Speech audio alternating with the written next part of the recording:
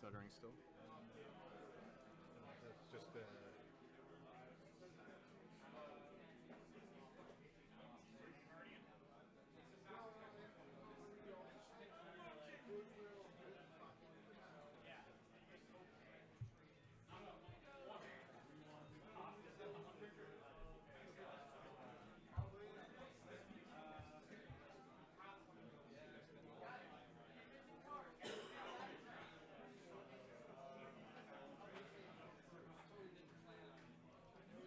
Hold on a second. Let me check something. So now it's recording at 60 FPS. You notice that? Did you change that? Yeah, I changed it earlier. Did you mean to? Yeah. See what? Because that is that's twice as So do you want to drop it to 30? like. We should do a test stream with settings to make sure. Okay. All right. Hopefully we're back live. We had a few technical difficulties. Just give us. Victor's going to chat for a second, but I'm going to make sure everything's running smoothly. Okay, yeah. So we just had some problems with the streaming thing. I think we're just gonna bring up the video a second. Looks like it's working fine now. But so it looks like Kylo is almost dead. A lot I think has happened in between. Yeah, Kylo just went down. So I think what had happened in the last couple of turns is that Akbar got focused down by Shane, and in response, which is the correct thing in my opinion, because your two hired guns, they have a lot of survivability, not just because of the above average HP that they both have compared to like things like Padawan and Rebel Trooper, but also the fact that you can stick a second chance onto them. So I think Chris saw that Akbar was getting focused down and now has decided to put all his upgrades on both hired guns. And the hired guns are the damage dealers of this deck, right? Like even if you kill the focus machine that Akbar is early, you still have to deal with these two heavy hitters. Now that being said, in an E-Kylo, E-Dooku deck, it's always Kylo that goes down first because nobody wants to target Dooku first. So that gave time for Shane to load Dooku up with a bunch of upgrades. So we have two perfectly healed hired guns. The one at the top of the screen looks like it has a holdout blaster and a jetpack and the DH-11 blaster pistol. One on the bottom has a blaster rifle. So this is a very nice endgame setup for Chris here. Shane has a Sith Holocron, and looks like he just rolled out the special for the Holocron. I don't see how many cards he has in his hand. It does look like he has a lightsaber in his hand, but I don't see any blue ability. Oh, no, I see a Mind Probe there, yeah. He's got the one. Yeah, a Mind Probe and a Force Training, actually. But this blaster rifle that's on Chris's side, this is going to let him punch damage through Dooku's shield machine. Now, Dooku still gets to discard a card to add a shield to his character, even though he's being dealt unblockable damage. So there is that at least. And we see Dooku resolving the Sith Holocron here to put that Mind Probe on. Now he discarded the Holocron to reroll. I'm not sure why he just discarded it outright.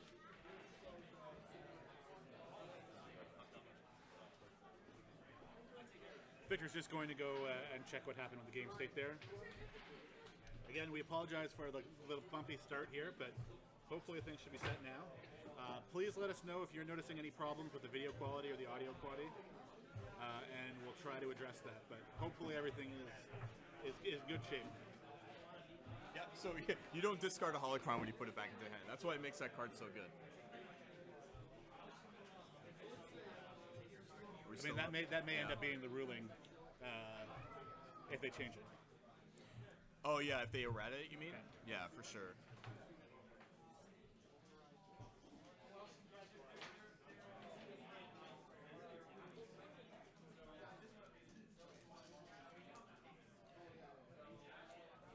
Okay, so I see a bunch of modifiers. I also see a base 3 damage on Chris's side, but I don't see any money. So I mean, this hit is devastating if you could do it. It decides to reroll instead. Gets the +3 damage side again, and and a 2 shield for the jetpack. And this is one of the problems with the deck when it doesn't have any money, right? Like, you have a bunch of cards with a bunch of modifiers on it, but you have to rely on that hired gun base damage. So it's actually easy to disrupt, either by disrupting their money or making sure that they you can just remove the hired gun die with some sort of removal. Now I know Mono Blue doesn't have any sort of like, something as reliable as Electroshock. You do have Isolation, which we saw used earlier in this game. And it looks like Chris put two shields onto that hired gun, the one that's being focused down right now. Here comes another reroll. I think Chris here is fishing for that +$1. But he does find a base damage side on the holdout blaster and deals some damage to Dooku, who now has 2 damage on him. I think he discarded for a shield there. And now we're going into the next turn.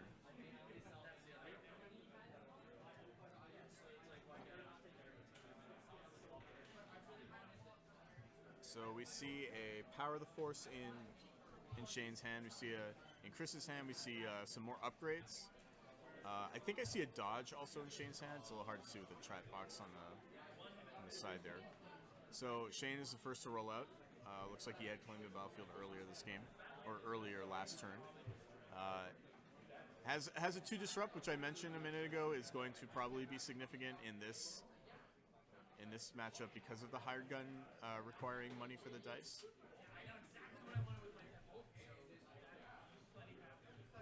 Was that more disrupt? Yeah, it looks like two disrupt sides on Shane's dice on both the Mind Probe dice and the Force Choke. So Chris, just in response, spends all of his money and plays a holdout blaster. But again, without any money, you're not really... Well, yeah. With the damage he has on the board, that hired gun's dead. Yeah. I think he was just rolling out to force him to target. I mean, of course he would, right? But that lets the holdout blaster move over to the healthier hired gun, who's now armed to the teeth with a bunch of guns. And rolling out here, we see one ranged +3 ranged, so 4 damage. That's pretty good. I mean, modifiers are what you want, but I see, like, against Dooku is what you want, so he doesn't have an opportunity to discard a bunch of cards. But now we see the deflect, and now his roll is neutered again with just a modifier. I'll be honest, I might have resource. just done the +3 damage. What do you mean? Deflect. I would have just deflected, do extra damage. Yeah. You're going to be able to shield.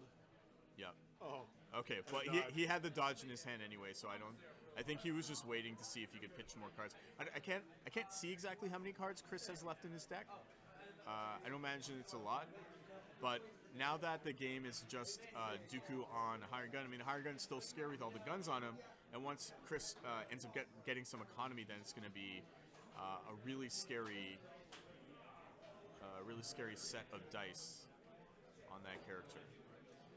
So Shane using the Force to change that Mind Probe to a special, and now, oh no, he might, wait, I guess he took that back, decides he wants to do something else. I think he realized he doesn't actually have any money to use the Force. He didn't have any resources, that's probably what happened. So he rolls out, and then he gets the exact same roll, and then he's going to do it again. Looks like Chris had already claimed battlefield at this point. There's the 2 specials. Okay, that's pretty good. So it looks like 3 damage onto hired gun, and then another 1 damage from the Force Choke. And that's going to be that turn. So now we see a hired gun sitting on 3, 4, 5, 6 damage. Chris's best play is to discard as many cards in hand to search for that second chance. I do not see a second chance in his hand. I do see a hyperspace jump though, so maybe I was mistaken earlier. It might be actually some version of a hyperloop deck, but with Akbar instead. So I think it wouldn't be loop. You don't get the loop. Oh, you would get the loop if you had the Emperor's Throne Room still, and you had obviously if you had the Millennium Falcon. So he's missing a bunch of pieces in play. But I think Chris here is contemplating upgrading his holdout blaster to either the DL44 or the IQ11. He just got to roll. Yeah, you roll first, right? You have the opportunity of killing your opponent for that. And then, so now that Chris has some money, this is a massive roll here. There's one blank, and I see a Feel Your Anger in Shane's side. So if Shane, Shane's going to have to remove that one. That leaves him, I think, with 4 damage on the table. It's a +2 and a 2 base for that IQ11.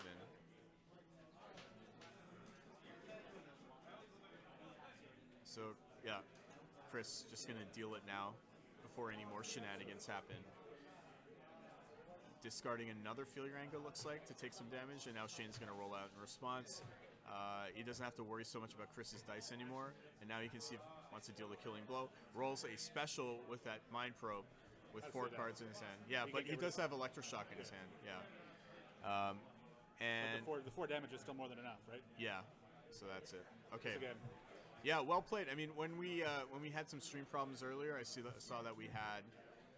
It wasn't looking grim actually for Shane because Kylo dropped early, and there were still 2 healthy hired guns. But I mean, Dooku's a powerful endgame, and I think the big secret to playing this deck well is like knowing what combination of. I've heard this said all the time, right? Like, you can't be afraid to overwrite your stuff. Right. So just because your character is loaded up with a bunch of upgrades, it doesn't mean that, that's it. Like, you don't add anything else. You have to kind of adapt your character to the situation. So if you're facing down 2 hired guns, right, you can't just afford to keep turtling up. You have to have some offensive power. So normally when I play the Kylo Dooku deck, I'm putting all the offensive upgrades on Kylo, like the Kylo's lightsaber, for example, and then trying to build Dooku as a control machine. But we saw it here because Kylo got focused down super early. Shane was forced to transition over to a much more aggressive Dooku, and it worked out for him.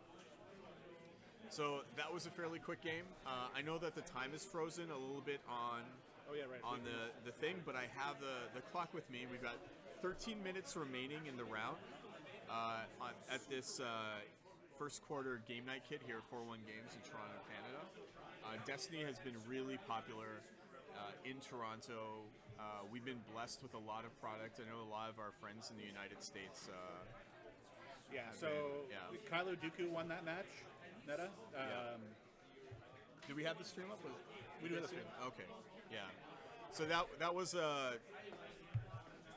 was I think a lot at the end game. Shane, maybe those disrupts actually did a lot more work than we thought, right? Just like threatening the loss of that money. So Chris was forced to spend it on something other than spending the money on hired gun to blow up. Well, he couldn't leave the money for his next round. Yeah. So I want to apologize for my sloppy play to everyone on stream. That's fine. So sloppy with the money. Discarding they missed the beginning, so we had some stream problems. So Shane's just coming over to apologize because he knows he was a little sloppy with his play, and he knows that the stream monsters sometimes get on him for that. So wait, you we missed the part where Kylo died early. Oh yeah, he got some pretty decent damage off that DH11 and the hired guns actually with some good money. So yeah, Kylo took like 3. Yeah, he was up to 7 by the end of turn 2, and then it just knocked him out. And I gave up on him after turn 1. But yeah, But at least the special ate up all the electroshocks. That's what he's for. Yeah. Yeah, you mean the Kylo? The Kylo special ate up all the. Well, against a deck like that, right? That deck is full of expensive cards. I mean, that's. And IQA. I mean, that's why you play Kylo, right? For matchups like that. Yeah. Because against Veers, they don't even. I mean, Django doesn't even go for Kylo; they just go for Dooku. So, what would you say your matchup is? Your matchup favored in that, like against like a hyperloop style of deck? Because he had a hyperspace jump in his hand. I was worried because I didn't get my holocrons or binds all things right away. So usually I think I am favored if I can build up the gross upgrades quick. Yeah. But he can also get some really big supports if he gets enough money. So I don't know if it's favored. It's pretty close. They're both late game decks. So yeah. All right, thanks, Shane. So we've still got like about 10 minutes or so. I think we're going to take a quick Yeah, break. we'll go to and we're break gonna- and we'll be back probably 1:50, 1:55. Eastern. Yeah. Yeah, about So 20 minutes. Thanks. Thanks so much for watching, guys. Thank you for your patience at the beginning of this tournament with some of the stream problems we've had, but I think we've got it sorted out now. All right, we'll see you in a few.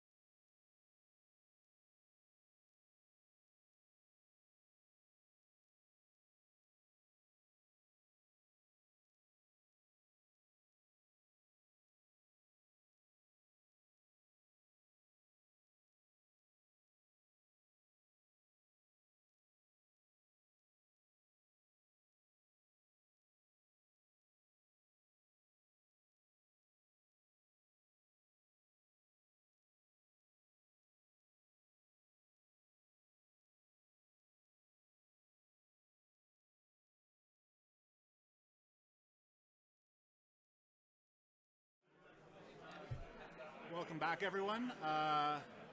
We have a bit of a mirror match going here between Ryan and Chris.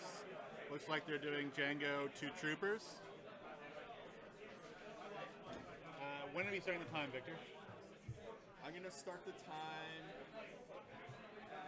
in 1 minute. Okay. Sorry, we're just making sure that we're doing the kind of tournament organizing as well as doing the commentary today, so we're just making sure everything's running on time. So it's not a perfect mirror here. They do have different battlefields. Got the Starship Graveyard for Ryan, and most obviously Spaceport for Chris.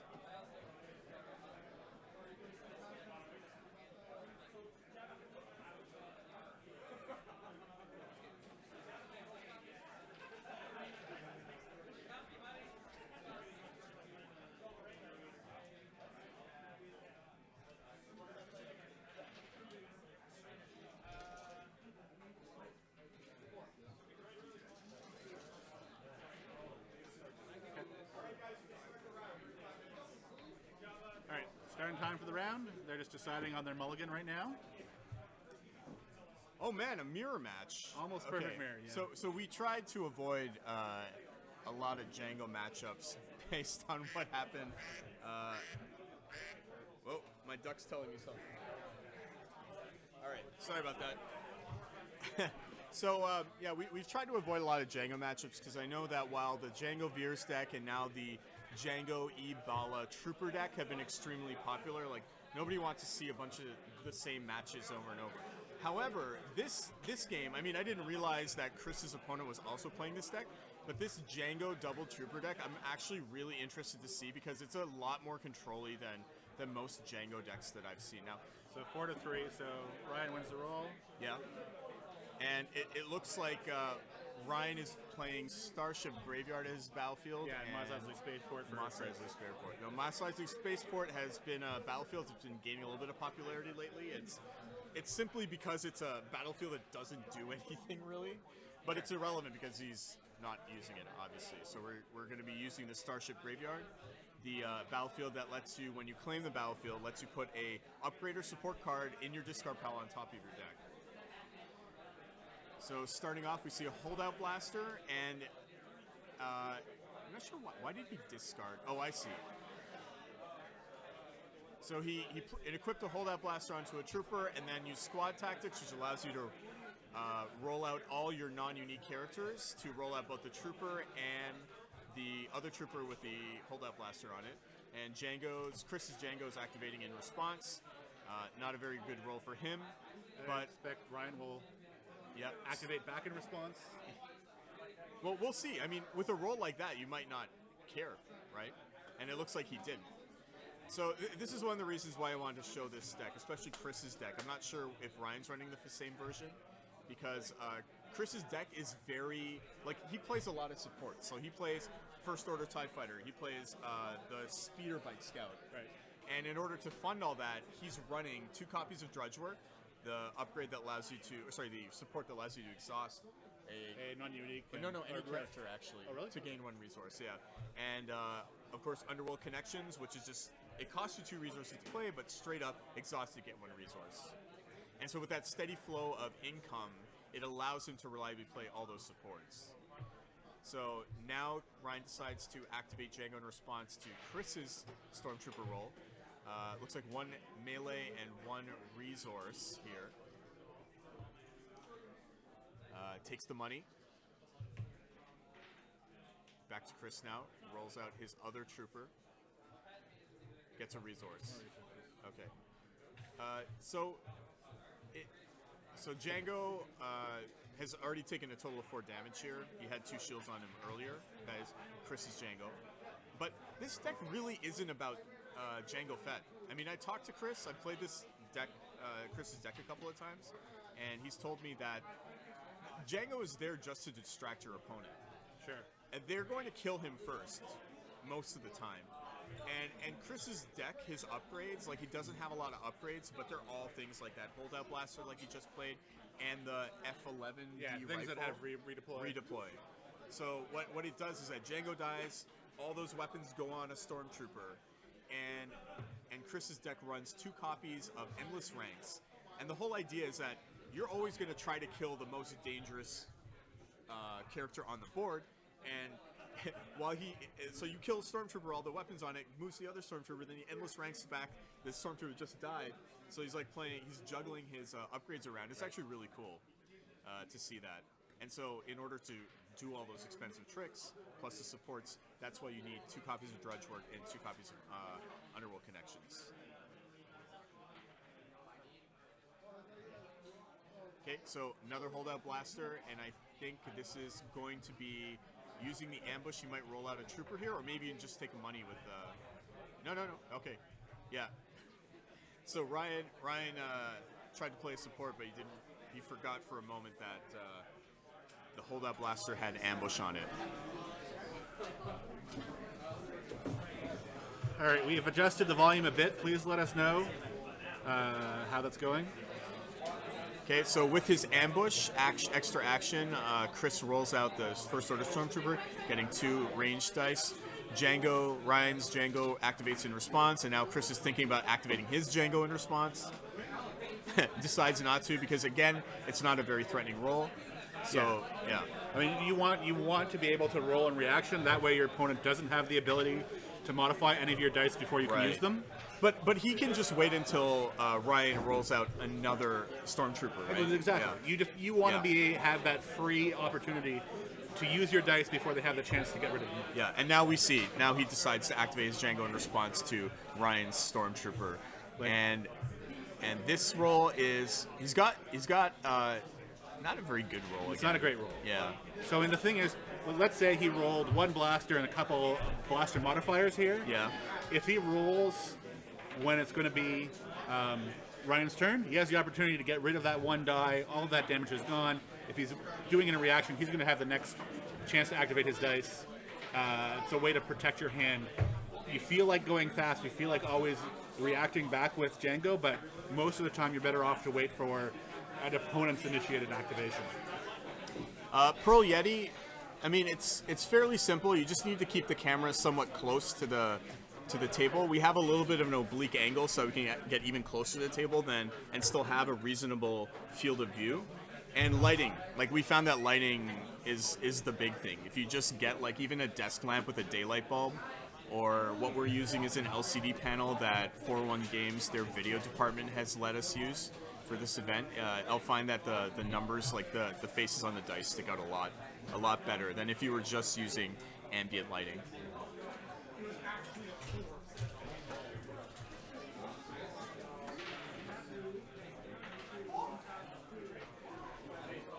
Of course, the other challenge when you're doing this in a store is making sure that you can hear the commentary over all of the background noise. Yeah. So that's a bit of a tricky thing, but I think we kind of figured that out. With a good directional microphone too, right? Like even with a lot of background noise, I think it's not that hard for you guys to hear what we're saying. So now this is what I'm saying with Chris's deck, and I see that Ryan has a very similar style of deck as well. This Underworld Connection, especially you play it early, the deck plays the long game. Like you just accept that Django dies early, and then you're just going to carry the rest of your game on the backs of those endless ranked Stormtroopers. And now you're guaranteeing yourself 3 resources a turn, basically, with the Underworld Connections here. So we see in Chris's hand, I see a First Order TIE Fighter, and I also see a Black Market. Black Market is a card that Chris, I think, has been putting in and taking out, like just testing with it. It is a support card, a yellow support card. When you roll it out, it has a special side that allows you to draw 2 cards and play an upgrade, I think for 1 less from your hand, something like that. I'm not so sure how good it is in a deck that doesn't have a lot of upgrades, but and I think this is the first tournament that Chris is playing with that change. But yeah, he decides to play the First Order TIE Fighter instead, rolls out a blank, discards. It looks like Ryan has either passed or claimed the battlefield. It's unclear because Ryan hasn't put the battlefield onto his side. But Chris discards, rerolls, gets a modifier and a special on the First Order TIE Fighter. And of course the special is the opponent loses all shields on all their characters. So Ryan's Django has, I think it looks like 1 or 2 shields. Looks like 1 shield. Yeah, on one it. shield. This is effectively 1 damage on Django. So I think he's just deciding. Okay, discards the endless ranks. It's an interesting maneuver. It's an interesting maneuver because it's not like he has the ability to finish off any of Ryan's characters this turn. I would have thought that I would have saved that for after Django dies, and now you just want to start chaining your stormtroopers. Yeah, Pearly Yeti, Chris. He might have thought if he could put a little bit of more damage on Django, the Django reaction would give him enough to finish him off before he used any dice.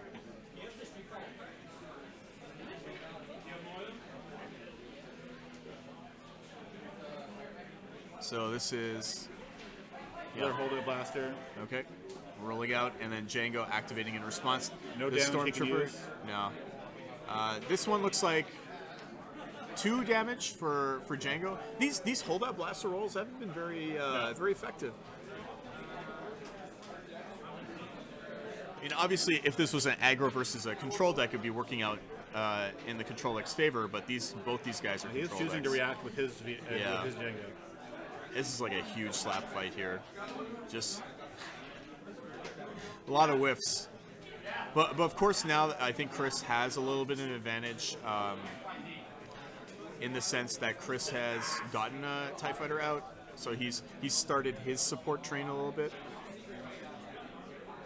I question the wisdom of sticking those holdout blasters on that trooper right now, because part of Django's ability to activate out of phase, like you want to put a lot of upgrades on him because you want to make his activation scary, right? If it's just a 2 dice Django, you could deal a maximum of 4 damage, but that's like what, 1 in 6 times 2, whatever that probability is. If you think your opponent is really going to target Django first, regardless, Yeah. if you have all of the support, all of the upgrades on Django, you do run the risk of them being able to take him out before he gets to use those dice.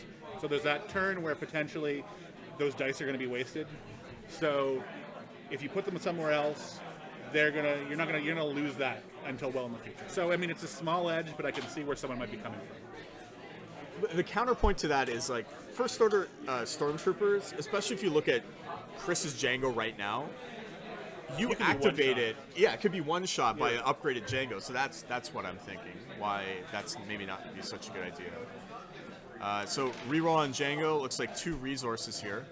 Yeah, they don't need that many resources now. They're looking for damage. No. And that discarding of the endless ranks, that's like, I really want to ask Chris why he did that, because I feel like this game is going to be one on the back of like who can outlast the other player here. So we see, we didn't comment on it earlier, but Chris is playing Promotion. He played a Promotion on his First Order Stormtrooper. Fairly cheap, allows you to cycle through your deck quickly, adds a die. Of course, the +1 melee may not be always relevant because Django may not be there for you to use his melee side. Okay, so that looks like 4 damage onto Django. So now both Djangos are in danger of being killed off by. Looks like Chris's Django needs 3 more damage. He has 8 damage on him plus a shield, whereas Ryan also needs 3 more damage as he does not have any shields on his Django. But on Ryan's side, that Django is not the scary one. But of course, once Chris's Django dies, then he's just going to move all those onto a Stormtrooper. So it looks like this was the 3 damage side rolled out by the First Order TIE Fighter. We're going to see if Ryan has any sort of removal here to deal with that. Plays an infantry grenades. Okay, so this is not something I think that Chris plays in his version. Generally regarded as a fairly bad card because it may be seeing a little bit more success now because the special allows you to discard it to deal 2 damage to each of your opponent's characters. There goes Ryan's Django.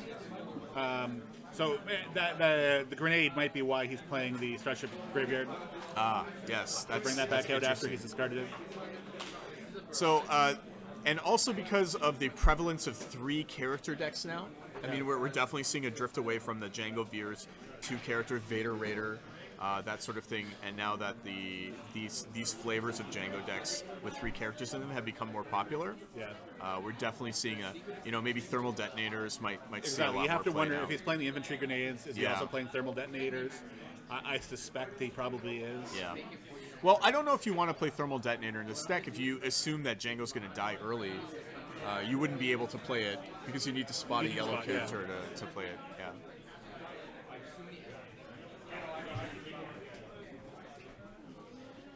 So it is.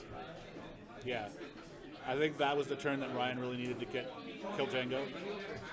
And I don't know if you've been noticing this, Travis, but I found that like Chris, he plays really smart. He always leaves one of his, like especially now that Django's almost dead, he's always. I'm just gonna go let him know that they did use. Yeah.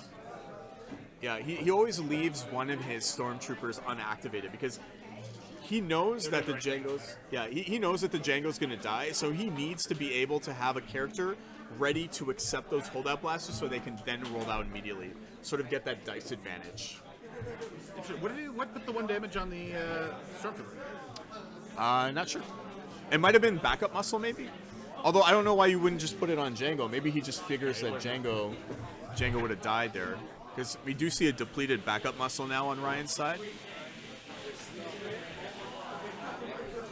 Yeah, Gandork, I agree with you too. The thermal detonator, most of those sides are discard, which is not really what you're looking for in this deck. You want that damage. Of course, the thermal detonator has 2 special sides.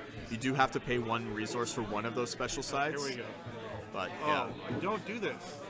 What are you doing? Is this a discard a tactical mastery to put a rifle in play? No, it's a play squad tactics to activate. I see. He's trying to chain a bunch of stuff together, but no, but you got to do the tactical mastery so you have a chance to kill Django before he'll be able to do damage. Okay. So it's like tactical mastery, then the squad tactics if you want. Yep. Because like Django would be dead right now, and you wouldn't be able to see that dice. Now Django's going to do a ton of damage here. Yeah. So this is like one of the sort of subtleties of playing a deck, especially Django mirrors or anything against Django. You have to like think about, especially when you're using cards that give you extra actions, like the timing of those actions, right? Because we just saw here. That was a little bit of an inefficient use. Allow Chris to roll out his Django and do something afterward, right? Well, now I'm confused again. Why not use the 2 unblockable the rifle damage and get rid of Django, prevent that damage? I mean, I don't know. When you have a lot of... It's easier not being in the game, I suppose. It's a lot easier when you're just watching from a bird's eye view than when you're like kind of in the game itself. So he gets to put that damage out. Yeah. Interesting. I'm surprised Chris didn't deal the damage to the trooper or whatever. To someone, yeah. I think now they're just discovering that. Yeah, I think maybe Ryan just missed it, that the damage was unblockable. They must have both missed it because Chris would have used his dice. Yeah. Okay. So a bit of a lucky break for Ryan here, but I mean this is why Chris he didn't activate one of his stormtroopers because he knew Django was very likely to die here. And so now he's able to roll out, looks like a 2 damage side for 1 resource, 1 shield and a blank for that first order stormtrooper. Chris still has to roll out that first order TIE fighter die. So not quite enough to one-shot one of the stormtroopers. Yeah. This is dug in, playing it, eh? Playing it for the shields. Can you tell if Ryan has any cards left in his hand? I think he has like maybe... No, I think he's out. So instead of discarding to reroll, he decided to put 3 shields onto his stormtrooper. That's good. So after this roll, he could have one-shot one of them, but he can't now because of the shields. Okay. Sorry, don't you have to put all the shields on one character with dug in? No, you can distribute them. Yeah. So and Chris is trying to decide which one to target. I think you target the one with the holdout blasters on them. It does, yeah. You might as well. The reason, because you have 3 redeploy cards on that first order stormtrooper, but you have a pretty good like rifle. Well, so there is the advantage. Like, you kill the other one. Yeah. One of those is coming over. Oh, true. Yeah. But do you think he's going to discard the infantry grenades to take the other holdout blaster? So between a holdout blaster and an F11D, which one would you rather have? I think for the long term, he's got to take the blaster. The F11D Yeah. blaster, yeah. Because it's great to get the extra shot, but over the long term, It's got like 4 damage sides, I think, on the F11D. yes. Yeah.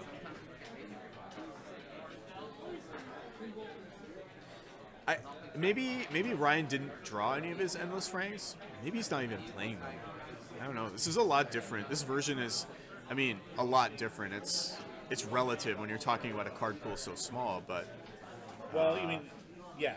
yeah. The only thing compared to I Chris's. doubt Chris has any expensive things that don't redeploy. Like, he's got the promotion, he's Yeah. got the blaster pistol. Those are fine. I don't think he has the blaster rifle. He doesn't have the infantry No, grenades. he's not playing any of that stuff. It's just all cheap redeploy stuff, and he saves all his money to play those TIE fighters. The idea being He's a backup muscle now. Yeah. Backup muscle, and that's one more damage, which is fine because now next turn all he has to do is just like Backup muscle. exhaust the backup muscle and kill off the thing. So that is a dead man walking stormtrooper. And now we're going to the next turn. Ryan had claimed the battlefield, and I think what Ryan Unless he is has a tactical master do is I don't know. I think at this point you just kind of accept that thing's gonna die. Are you gonna tactical mastery for? I suppose if you tactical mastery and rolled a special on both your blaster rifle and your infantry grenade, it'd be worth it. But Well, there's not really going to be a better opportunity. Like, there's not going to be something else he'd rather do. yeah. So no tactical master here, just rolling straight out, See. and he does roll the 2 damages, but as specials. But like Chris, he had him, so that's a dead first order stormtrooper. Yeah, if there had been a tactical mastery there. Yeah, that would have been an amazing roll there. So, this game is solidly in Chris's hands at Yeah, this point. it's up to see whether or not I can't tell if Ryan. So the people at home, we have these chat windows up on either side, so it might be easy for you guys to see what's in the players' hands, but not for us so much.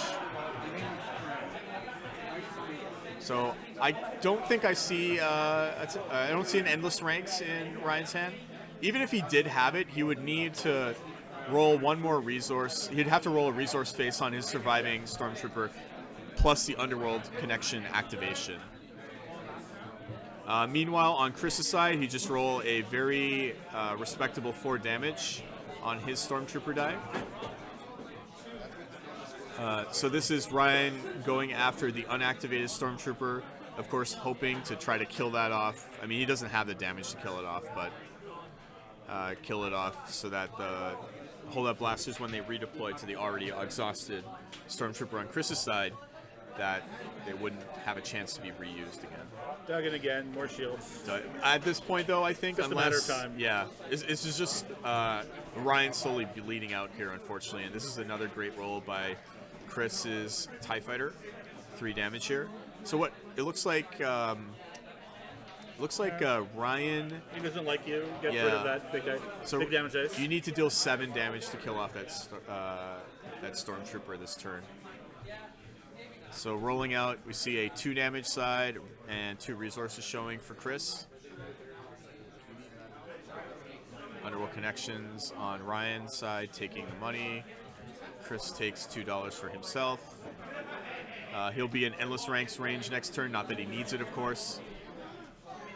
Earlier versions of Chris's deck used to run ATST, and he told me after some playtesting that he found that he was always discarding it because even with all the money generation, like he found that it wasn't coming out early enough for him, for his liking.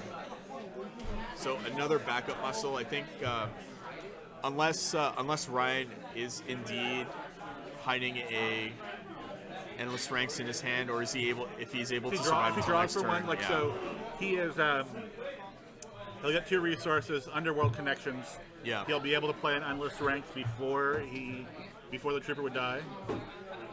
Well, let's say you get 2 resources. Yeah, that's true. Even So first action takes a resource. take a resource. Then he and rolls. Yeah. The trooper will still be alive in time for endless ranks.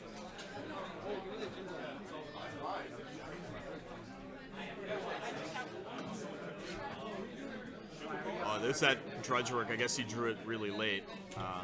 Yeah, at this point, there's no reason to play it. So Ryan does get the first action. Let's see if he's going to dig. Yeah, Yeah, he's gonna dig it. he discarded a So he bunch has of it on his cards rank. there. Yeah. You saw it in his hand? No. I just mean, just jumping everything like that suggests Yeah. that he does have one. I see a cannon I fodder. don't think I see it in his hand. No, I see he doesn't like you in his hand, but I don't see endless ranks.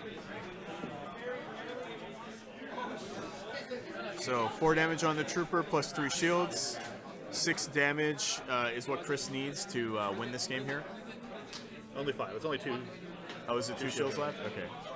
First order TIE fighter. So that's a clear signal that he doesn't have an endless ranks in his hand. Well, why start there? Roll your trooper. Maybe Yeah. you have damage to take one of them out of the battle. Yeah, you only need 3 damage to take out the holdout blaster guy. Okay, Ryan rolls a 4, looks like 4 damage here. Yeah. So that would be enough actually to kill the stormtrooper, but He yeah. doesn't like you, though. Yeah. Man, I've been trying for a long time to find really good villain control deck. Like I was playing Jabba Vader for a long time. I just found that like blue doesn't have the kind of control that you get when you pair yellow with red. Because yellow and red villain, in my opinion, has the best control in the game right now. Sure. With he doesn't like you, the best defense, cannon fodder, those are all villain cards. And of course, Chris, running super light on upgrades, has like about 5 or 6 supports in his deck. The rest, all events, is just removal. So it's really frustrating to play against this deck. Because it seems like every time you get something good, he just removes it. And oh wow. Yeah, he has 2 damage on the backup muscle, Yeah. so he only needs 3.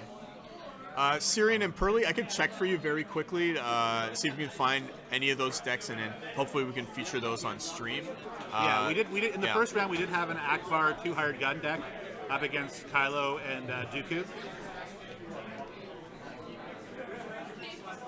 So we have one of the players usually had a lot of success with his Luke Akbar deck. So he's won or finished highly in at least a couple tournaments so far. I think it's still a thing. Luke Akbar. Is Sam playing as Luke Akbar? I think Sam was done, so I didn't have a chance to see his deck. But it looks like Patrick is playing the E Ray and Luke deck. Okay. Or sorry, E Luke and Ray deck. So I'm gonna ask him if he's willing to be on stream next round. I'm not sure what his record is. I could ask him that as well. So I've actually never heard of that. E Luke and Ray, is that a thing? I haven't seen it. I think I also saw a Training Day deck as well. So that's Elite Ray and Elite Qui-Gon.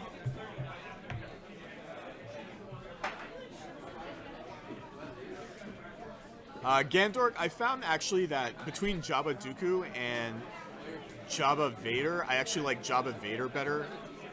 Because while Dooku is hard to kill, especially in like a control deck, like I don't know if you're referring to a control Jabba Dooku or a mill, like a control damage Jabba Dooku or a control mill Jabba Dooku, but I found that Vader, like in order for control decks to work, they also need to apply some sort of pressure. And I find that Vader applies a lot more offensive pressure than Dooku does in the late game. So I did step away for a second, but I'm actually Chris surprised. has just been waiting with his last Stormtrooper Yeah. for the one to die, so he Okay. can move the blasters over. Yeah, I'm actually surprised this game is still going on. I mean, kudos to Ryan for Chris holding is it just out. playing patient, trying to avoid making any mistakes.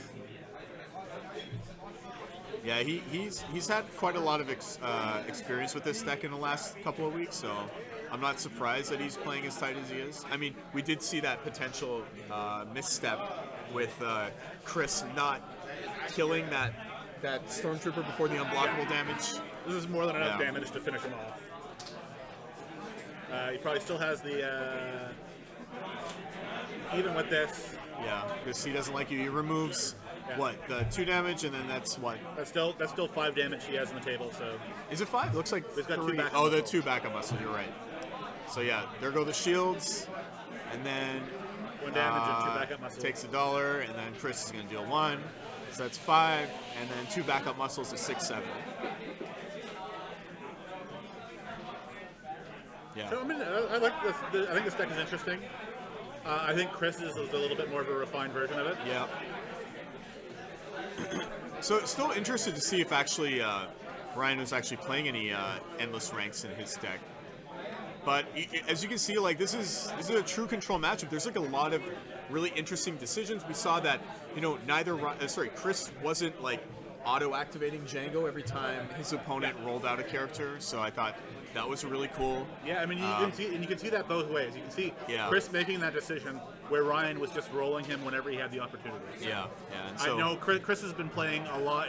He's been playing pretty much every tournament since the game came out. So yeah, he's got a lot of experience under his belt. I think there's actually quite a high caliber of players today, at least in the Toronto area. Chris here and Sam, also another very good player. Well, yeah, because it seems like Toronto has been supplying half the Destiny packs to the that's U.S. right. So I know that 401 has been shipping a ton of boxes out to the U.S. where people didn't have as much product. A couple stores here took the risk and invested very heavily, ordered a ton of product up front, and some of it's been going to local market. We haven't had too many problems locally, but I know a ton of it has been shipped down to the States. So at the very least, for those of you who weren't able to get as much product as they liked, we at least hope that you've been enjoying some of the content that we've been producing for Destiny. And like Travis said earlier in chat, we will be planning on doing these fairly regularly going up into the future. Yeah. Alexis, you hate Nintendo stuff. I don't know if I can get on board with you there. It's okay, Alexis. I'm not a big fan of Nintendo stuff either. I've never played the third Link onwards. The third Legend of Zelda, I think it was. Yeah. So if you're enjoying the stream today, we're trying to do a Destiny stream about once a month at least. We also have a ton of videos on our YouTube channel that we've already done, some with commentary, some without. So if you haven't watched there, it's VTTV live on YouTube. There's tons of content there. We also cover other FFG games, so we've done a lot of X-Wing coverage. We have a store championship for Netrunner coming up next Sunday. We'll try, if you want to keep up with our schedule, we try to post about what's coming up on our YouTube channel, or you can go to our website, vttv.live. We're also really interested in what the community wants to see more of. People want to see more Destiny events. Do they want to see? We've been talking with some of the top players here, doing some roundtables, talking about the state of the meta. We're very interested in what the community thinks would be good content for us to produce. Okay, so we're going to take a quick break. We should be back in about 7 or 8 minutes for round 3. Thanks for watching.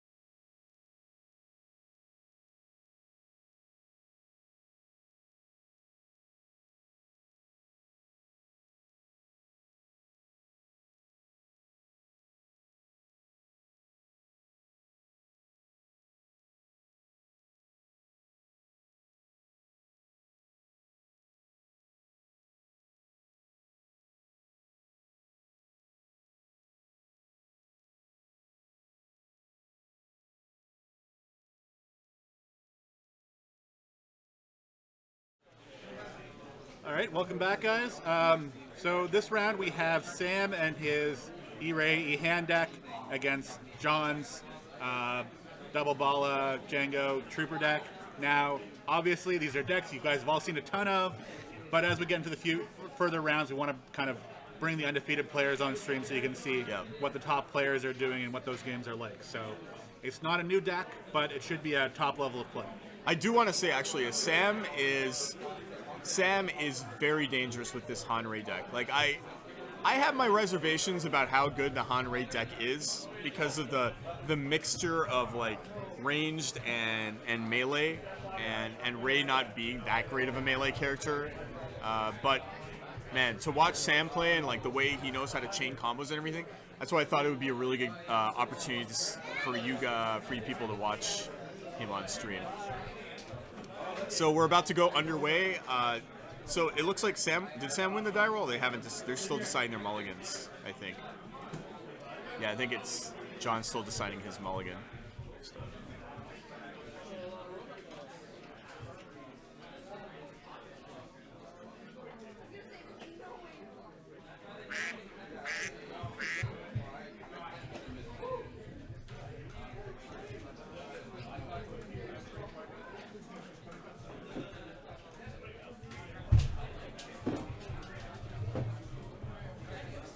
Sorry, we're just sorting out some details here for this round. We'll get back and dedicate on the mic.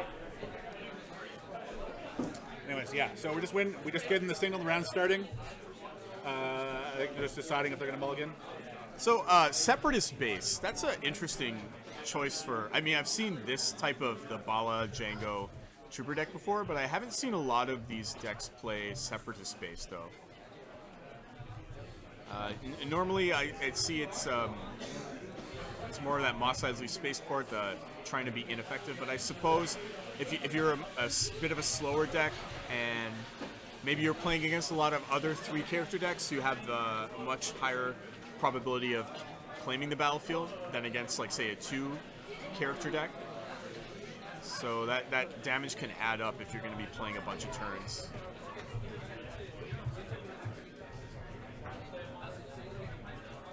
Okay, so mulligan's decided. Now we're going to roll out to see who gets to go first here. Looks like 4 versus 2. So Sam will decide if he wants to be the first player or not. And, of course, the Han and Ray deck, the E-Han, E-Ray deck, makes a lot of use out of the Starship Graveyard, so it's a no-brainer for him to choose his battlefield. And so now we see 1 shield going on Bala and 1 shield going on Django. So one thing for John to be aware of is that because this deck is so explosive, it is very possible with the right amount of ambush cards and extra actions, for Bala to be one-shot even before he gets to take a roll. Right. Yeah. So we see Sam starting with a Jedi Robes on Ray, getting those 2 shields because it is the first turn of the game. Rolling out Han with the extra action. Massive 6 damage roll, but of course, Sam has no money yet. So that means that John has no need to roll out his Django. Instead, elects to put a holdout blaster onto his Django. So we see a hunker down, and it looks like Sam actually chose not to roll out his Ray. And now Bala rolls out, and now Sam decides to roll out his. And looks like a resource, so at least some of that damage. Yeah, some of that damage. Django got rolled out in response. I know John forgot to exhaust his Django character. I can go ahead and fix that in a second. Sloppy Disrupt play. side, yeah. Scavenge. Oh, Scavenge looks like a discard to. Oh no. Right, because John rolled out Django, it is still his turn to take an action. I'm gonna go and fix the game state. Whenever we stream or post a video on YouTube, the first thing people complain about is people not tapping their cards or untapping their cards. Yeah, I forget that too. A lot of times when I first started playing this game, I forgot that you actually have to exhaust your characters.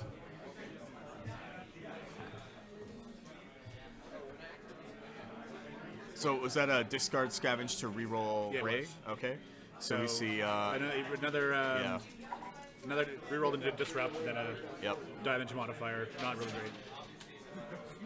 And that's what I was talking about earlier when Ray's actual like damage capability is not that great. Like this deck sometimes kind of plays like Ray plays the same sort of role as say Akbar does in an E-Luke Akbar deck, in that she's just there to kind of get the extra action so that Han can actually deal the damage out of phase. Right.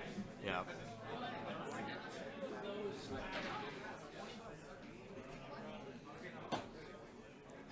Pearly Yeti, if I were to tilt the camera like 45 degrees, you would see the other side of the room all playing Magic, because it's like game day right now, I think. Either Revolt Game Day or something like that. So a bunch of Magic players here. Of course, we're streaming the far better game, Destiny. Nobody wants to see that Magic nonsense. Okay, so that was a discard an Infamous to reroll here. Interesting. Yeah. And he got 2 resources, but he re-rolled one of those damage dice. So now he's showing 3 resources, actually. Do you know if, like, once the Han Ray deck gets a bunch of upgrades, at that point there's just overwriting stuff, right? And Brian getting it back with the Starship Braveheart, so it's not like they need a lot of money, if I'm not mistaken. But I mean, up until that point, like getting the resources early just lets you go a little bit faster. So Yeah. So that's Sam taking a bunch of money here, getting ready to shoot a big gun at perhaps Django or Bala. Now, which one would you go after? Like, I would probably kill Bala first, right? Now, this is Sam is playing a 2-character deck, so the Bala's ability isn't as annoying as it would be in a 3-player. looks like he's going after Django. Player again, yeah. And if you've ever listened to the Tiny Grimes podcast about this deck, or the Knights of Ren podcast about the Django Bala Trooper deck, and that the reason it's so effective is that it presents a diversity of threats. So in a Django Veers deck, I mean, you're always going to go after Django no matter what. But depending on your matchup, Bala can be just as dangerous. He has some really good sides on his dice. And especially if you're playing a bunch of chuds, like guys that don't have a lot of health, no-name guys, you are getting a lot of activation advantage out of Balatik's ability. And it takes the heat off Django too. So if you feel Balatik's getting focused, just drop a bunch of stuff onto Django, and he's still a dangerous character in his own right. So that's the end of the first turn. Looks like Sam claimed the battlefield there. He put the Infamous back onto the top of his deck, I think. Yeah. So Sam is going to get the first action this turn. Looks like John elected to go after Han, which is actually, I mean, most of the time I see people go after Rey instead of Han. In this deck. Sure, but if you get rid of Han, Yeah. a lot of the damage threat goes away. Yeah. Like Rey gives you kind of the action advantage, but it can be difficult to get the damage faces on a lot of those dice. It's also difficult to kill Han once you've got a lot of ambush stuff going on, right? Because, obviously he replenishes shields quite quickly with the amount of ambush in this deck. I think there were no shields on him yet. There are a couple shields on Rey. He thinks maybe he can work his way through it. Yep.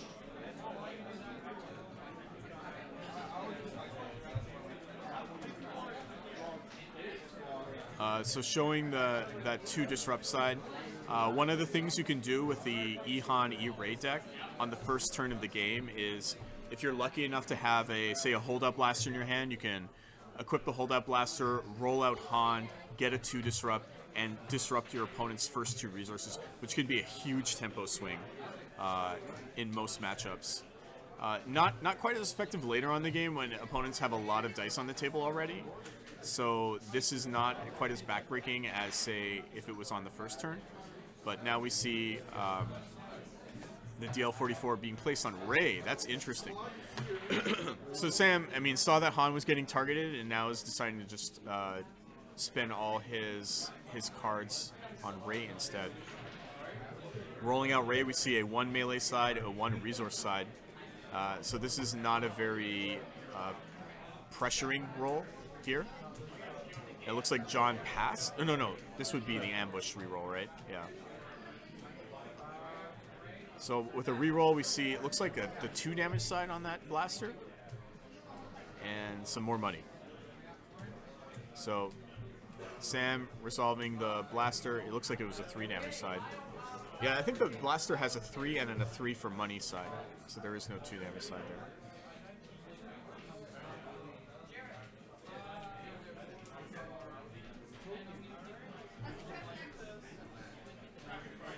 Rolling out the trooper here, blank side. Not a big deal in red yellow villain decks because you always have access to he doesn't like you, of course.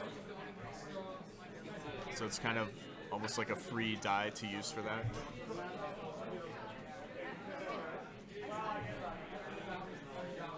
Now,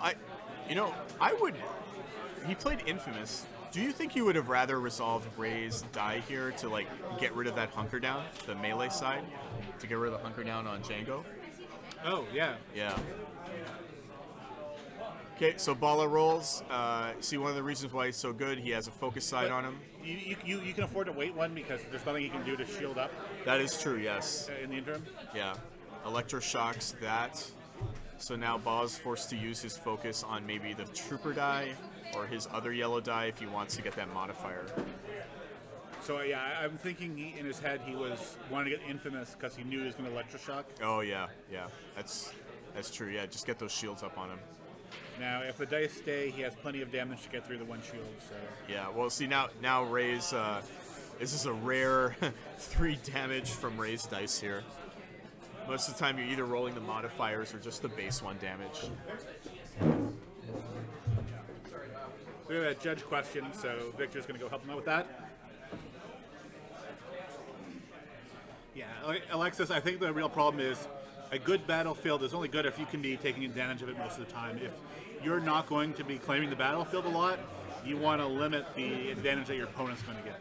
So you're going to see a lot of times where people are scared to do something too powerful.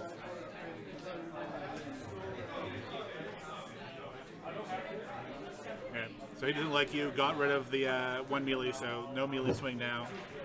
Sorry about that. I just had a judge call. Not that I'm the judge or anything, but anyway, somebody had a question about whether or not you were required to use the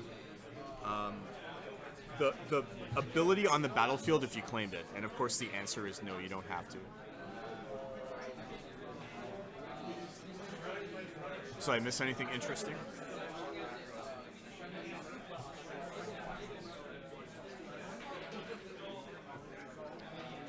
So uses the damage, strips the shield, does another damage to Han.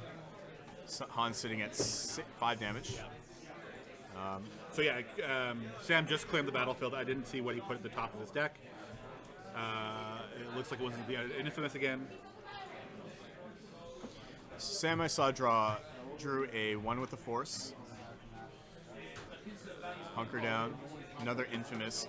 1 with the Force is a good card in this deck, but generally because most people go after Ray first, that's when it becomes a lot more attractive because you just put it on, you get your extra action, and then if Ray dies, it becomes a support for the rest of the game.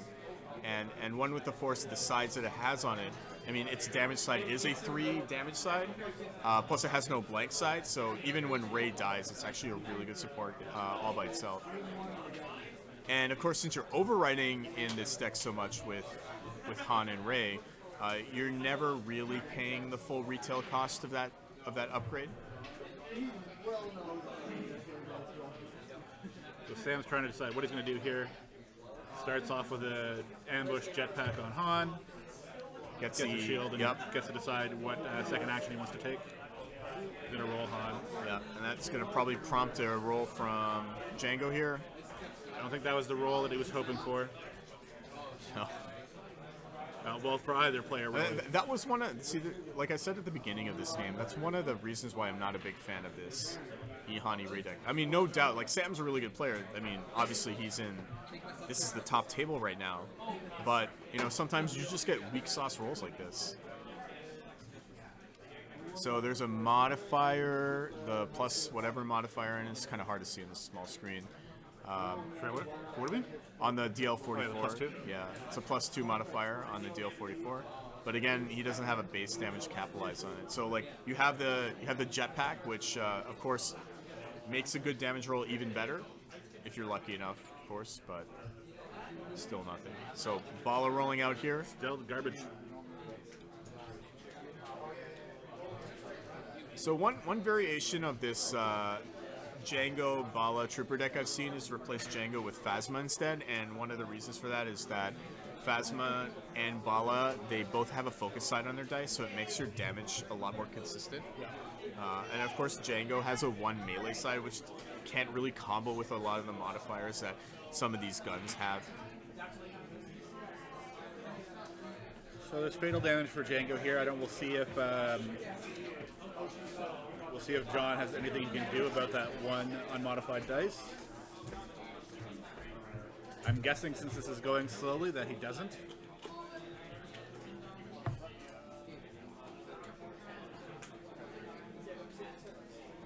I guess it's not quite fatal damage with the 3 shields.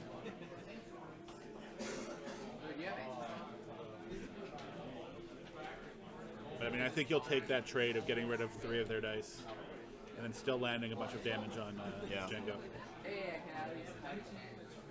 So it takes an extra 3 damage, goes through the shields. Django's sitting on 2 HP.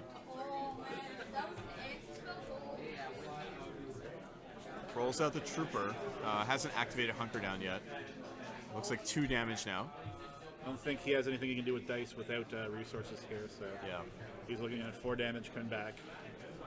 Let's see, 3, 4, 5. You need to deal 6 damage right now if you wanted to kill Han.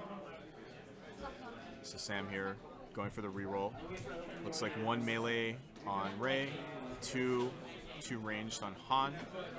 That is enough to kill Django. Yeah, unless even with the Hunker Down. Yeah.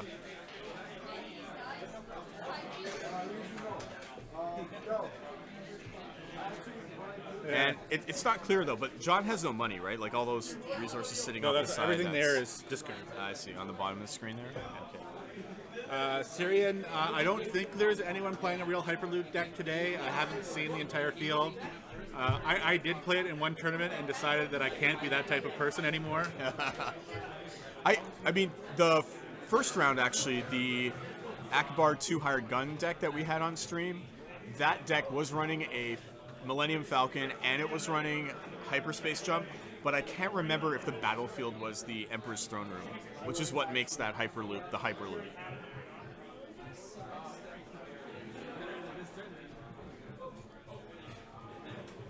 So yeah, I mean, I would have to say that there's actually not a lot of Hyperloop players in Toronto.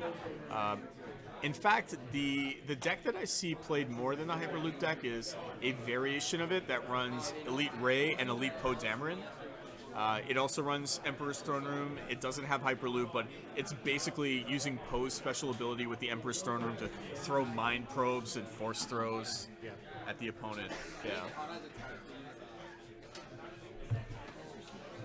Oh, well, goodbye, Han. Yeah. I mean, I think John doesn't mind that trading a Han for Django. No, I don't think so.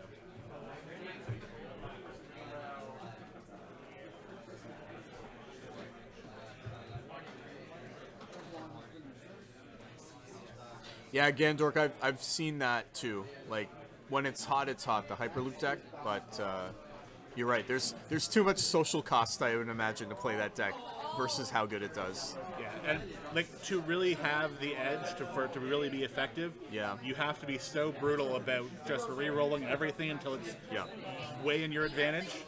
And I mean, at which point you might as well just be playing Django Veers, because then you don't need like a bunch of cards in play in order to set up a situation where you're just re-rolling all the time. No, you're right. He did forget to ready Bala as a reaction to Django dying. Yeah. I find a lot of Bala players forget about his ability. Yeah, if you haven't been playing with the deck, any deck with Bala in it constantly, it's really easy to forget, especially as if, like what a lot of players do, they just jam their dice on top of the card itself after you've resolved the dice, so you're covering up the text, and then you're like, oh, wait a minute, he's got an ability on him. So, I mean, Rey is going to have a hard time getting any real damage out. I mean, there might be some combination of upgrades you can put on them. I mean, I suspect that next round, Sam is going to put one with the Force on Rey. But yeah, I mean, killing Han and leaving Rey I mean, it's a hard enough task to kill Han. It's an upward slog, like upward hill slog. But once you do it, I mean, unless Sam's rolls go in his favor quite a bit, it's not going to be that easy for him to win here.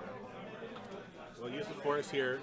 So I don't know if there's anything without any dice on the table that John could really do about the 3 damage. He doesn't like you or anything? Oh, I guess he has to roll out the die, yeah. And it's not vulnerable to an electroshock, so Some one of the situations. some versions of this deck play cannon fodder. Okay. So that's one way of getting rid of it. Of course, he has 1 resource, I believe, so the best defense is another option. Best defense also, yeah. As well, yeah.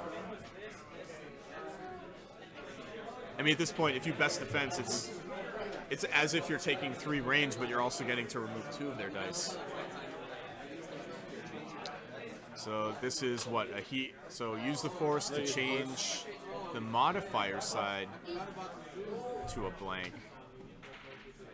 And why not the base damage side? He might figure he's getting damage either way. Oh, sure, yeah. And get rid of the bigger number. Like, he's going to keep re-rolling. Yeah.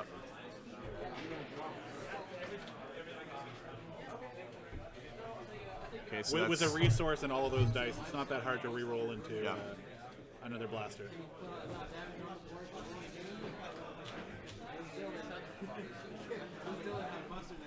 So now Sam's going to concentrate on Balatik. John's going to roll out his first order TIE Fighter. Blanks out. I can't tell if John has any cards left in this. Yeah, he has quite a few. So still opportunity to reroll a bunch of cards here. Or dice here, rather. Showing 4 damage at the moment. Easily can add to that number.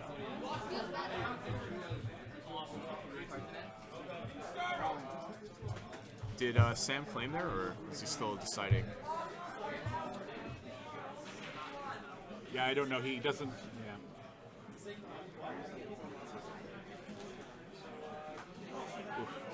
Discard Another to 2 reroll. damage. He discarded Confiscation. Wow. That's a resource-intensive card. This is a unique version of this deck, and Disarm. This seems to be a lot more controlling, because, I mean, most of these Bala, Django, Trooper decks I've seen, they don't run First Order TIE Fighter, they don't run Disarm 6 damage or on- Confiscation. Yeah. 6 damage onto Ray. The majority of which is absorbable Yeah. by shields. So, you must have claimed that, Sam. Yeah, he probably had no reason not to. Yeah.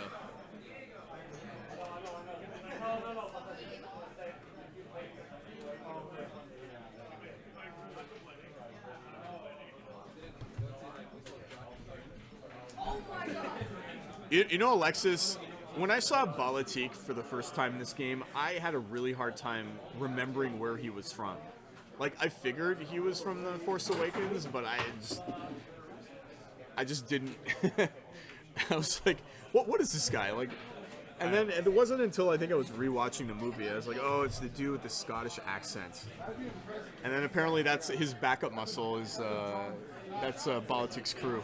Oh, is it? Yeah, Okay. the guys with the guys on the backup muscle. It's the Balatik's gang members or whatever. All right, so next turn, roll out. So replace the blaster. Yep, with one with the force.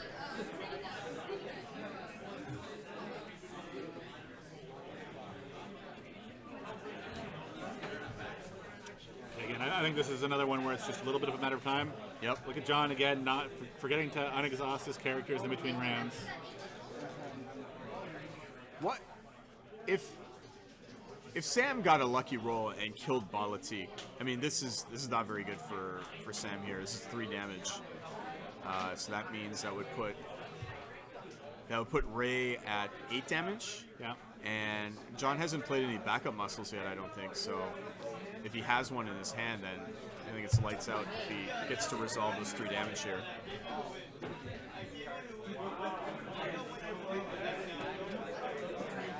Okay, It's not enough damage. Yep. Resolving the focus to 3 damage, looks like. The modifier and the base, yeah. So we'll see if John has any control in response. He doesn't like you. Yeah. Extra. Yeah, I mean, if you're playing against a red, yellow villain deck, odds are they have some sort of control in their hand. Because they just have so much access to all these good control cards. It's going to be interesting to see what additional control options, not only villain, red, yellow villain, or like any color really, but particularly hero, because that's one of my pet projects. Is I want to make hero mill good. I mean, it has the mill off the top of your deck. It has the discard die faces on some of its cards. It just doesn't have the control that red, yellow villain has to get there quite enough. So I see Unpredictable rolling out Stormtrooper's 2 damage side here. Gets a blank, but we still see 3 damage here. And then here comes the First Order TIE Fighter with a Disrupt side. Not sure how relevant that is.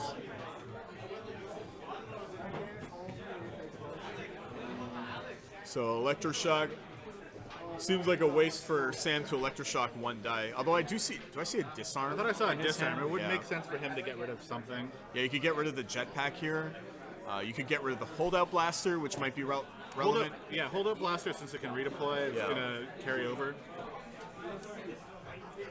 And is this a Disarm back? No, you can't disarm anything on. You just disarm Hunker down. Oh no. It's on equipment, I don't think.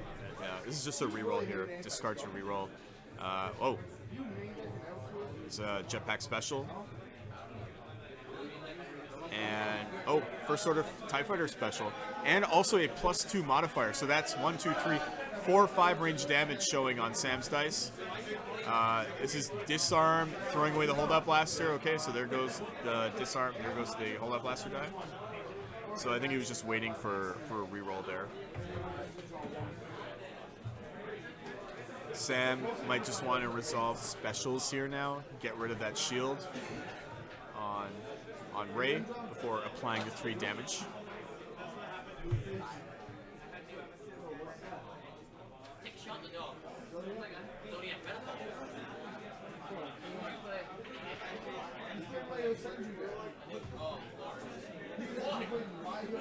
This is a discard to reroll. Looks like On the Hunt and Stormtrooper. And the First Order, there we go. Just trying to deal the killing blow here.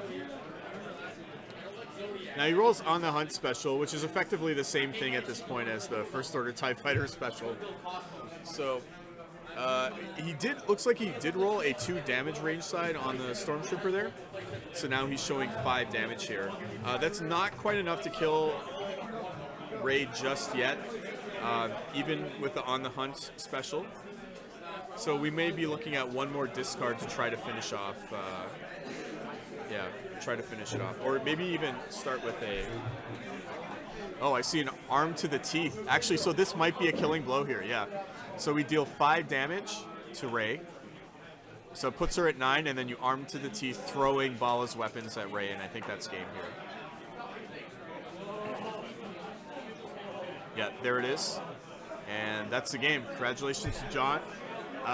Winning with a deck that is quite popular and quite good, of course, but I would have to say that the cards he's playing, actually, the event cards, it's fairly unorthodox. Yeah, I don't think he's playing kind of the standard build. No. Yeah, TIE Fighters and Disarms. I mean, Disarms I could see an argument for, but Confiscation on top of that, it's crazy. I mean, with the popularity of cards like Holdout Blaster, though, I can definitely see a reason for playing 2 Disarms. Yeah. Yeah.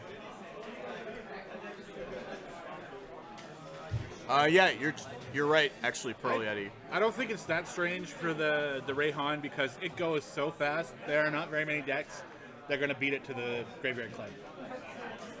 No, I think. Oh, I see. Since they usually have your opponent is very rarely going to be claiming the battlefield just That's because true. you're so fast. Yeah, you're going to be claiming a lot more often, and then you might even just, you resolve a bunch of your dice. You might wait until the very end to disarm, like when they're still showing a bunch of dice, and then you claim right after. You could even disarm Infamous Ambush into a claim as well, to prevent them from actually claiming it out from under you. So that's going to be the conclusion of round 3. We have one more round to go in this Game Night Kit event here at 4-1 Games, Toronto, Canada. We hope you've been enjoying the content so far.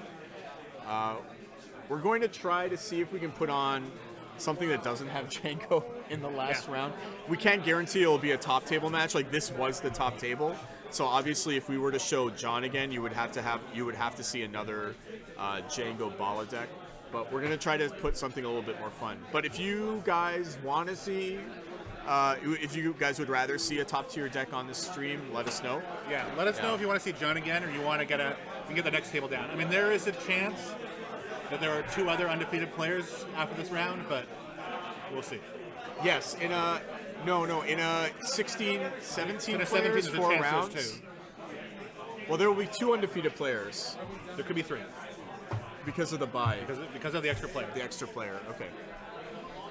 Luke, okay, we're going to ask Patrick. We're going to try to see if we can get him on for the last round. So we'll be back in about 10 minutes or so for the final round of this tournament. Thanks for watching. Bye.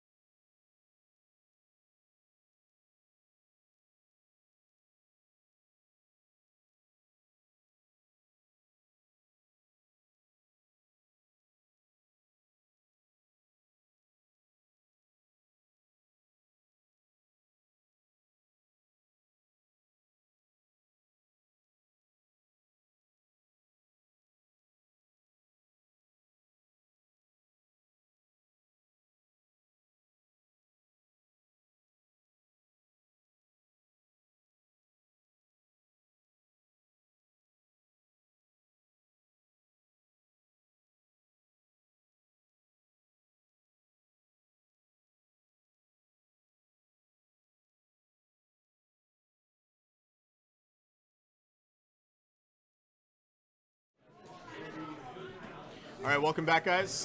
This is the final round of this game night kit tournament here at 4-1 Games in Toronto, Canada. So we're keeping Sam back on stream because his opponent this round is playing a deck that a lot of you guys in the chat wanted to see, which is E, Luke, and Ray. And I've actually never heard of this particular combination before. Like, I don't know if it's a thing or not. So we're gonna see that. He said no duck this time. Duck insisted on being on stream. Sorry. Patrick is a very he's a player that shows up to a lot of these events. Actually, he has a very cool dice rolling tray that you see off to the top of the screen, and I know he shows up to a lot of the game night events or the casual play events at Face to Face, but I think this is the first time I've actually seen him at a tournament here. But yeah, if anybody in the chat can give us insight as to what makes this Luke Ray deck so good, just go ahead and tell us. So it'll be interesting to see the effectiveness of this deck versus Han and Ray, which is a known quantity in the tournament scene, that is.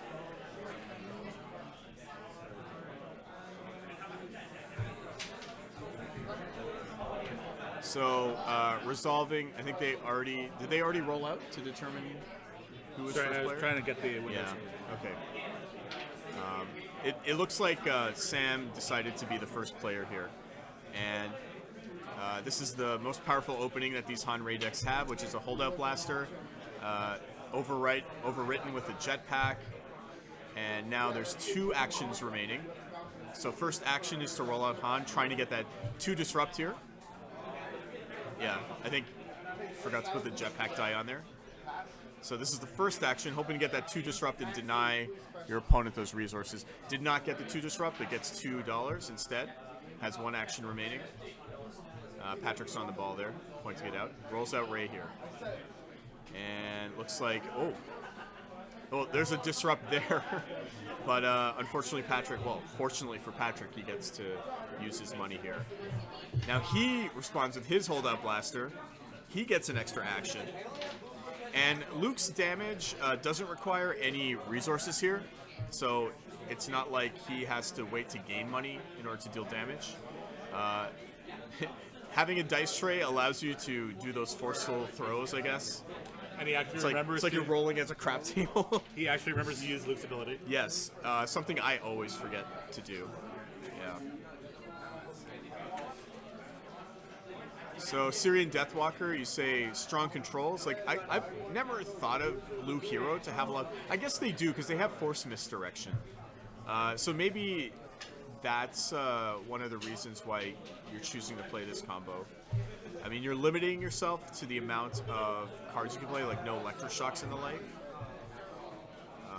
So we see starting to work on Skywalker here with his 12 health.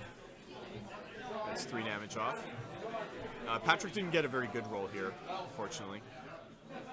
So he's going to have to either discard to reroll, which it looks like he's going to discard this, use the force to do that, or use his focus.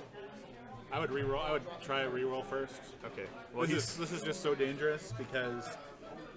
Well, Sam doesn't have any money, so he had to take the money before he could do any control here. No. Oh, that's right. That's right. Yeah, like the electroshock. Like he doesn't like you. So this is going to be a damage race on both of the big bruisers. Sam claims the battlefield, puts the holdout blaster on top.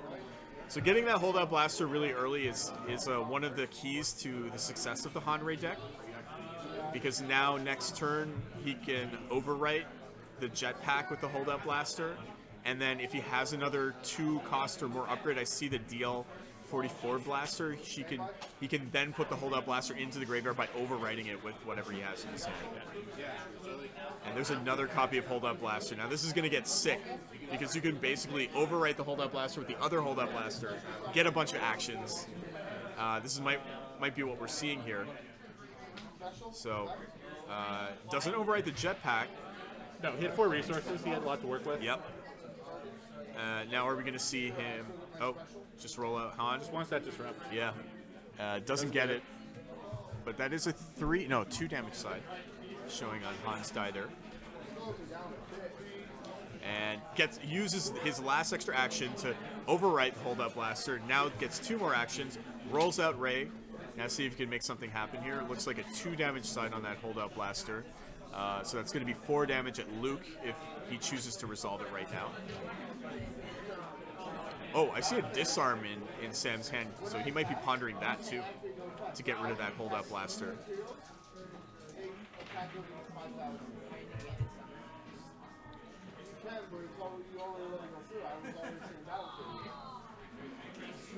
So I think Sam's just deciding whether he wants to pile on damage. No, looks like a discard to reroll. Oh, So really?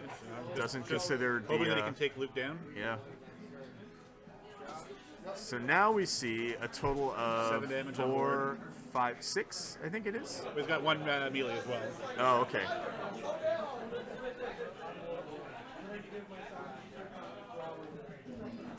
Oh, mind trick. Nice. So one of the dangers of rolling out all your dice like that is that you can fall victim to this card. So it allows Sam, the opponent, to separate his dice into 2 piles. And those 2 piles can be however many dice. You can even have 1 pile of 0 if you want. But then Patrick gets to choose one of those piles and remove those dice. So when you have a bunch of damage showing like that, it's really awkward. So now Sam's kind of trying to figure out, well, do I really care about doing that much damage this turn, or do I just want to have more dice so I can reroll and try to get a better result here? Because Patrick did have to use all his resources here to play that mind trick, which obviously is probably going to prevent him from playing an additional upgrade that isn't overriding the Hold Up Blaster. So Patrick decides that he's willing to weather the damage here and decides to remove those 4 dice instead. Well, I mean, he could just roll here, spend his whole turn trying to get enough damage to kill it. Well, he needs another 8 on Han, so maybe that's a bit too much. I mean, you can do 6 with Luke. Draws a card here after the activation. I see 1 with the Force, but of course he can't play that right now because he doesn't have any resources. That might be something you want to try to save up for on Luke because you know Luke's being targeted.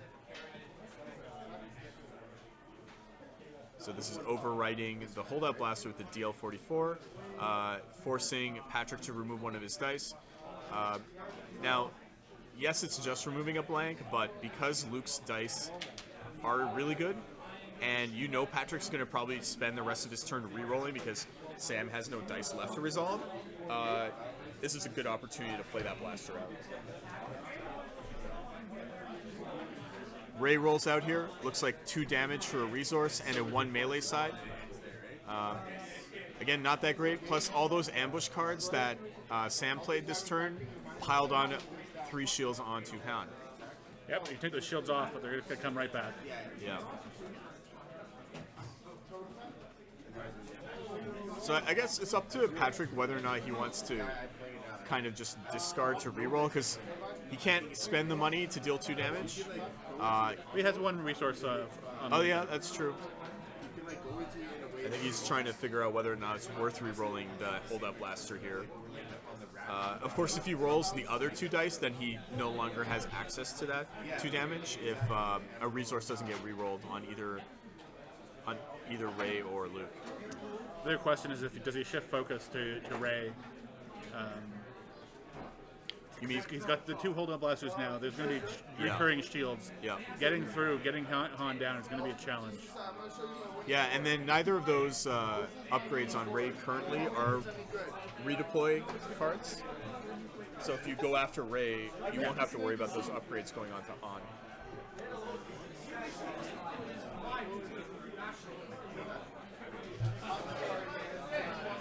Discarding a Binds All Things to re-roll. I usually find the Binds All Things, if you're not playing it on turn 1, it's almost always a discard. Like, I don't know, it just never feels good to play it like on turn 3 or later.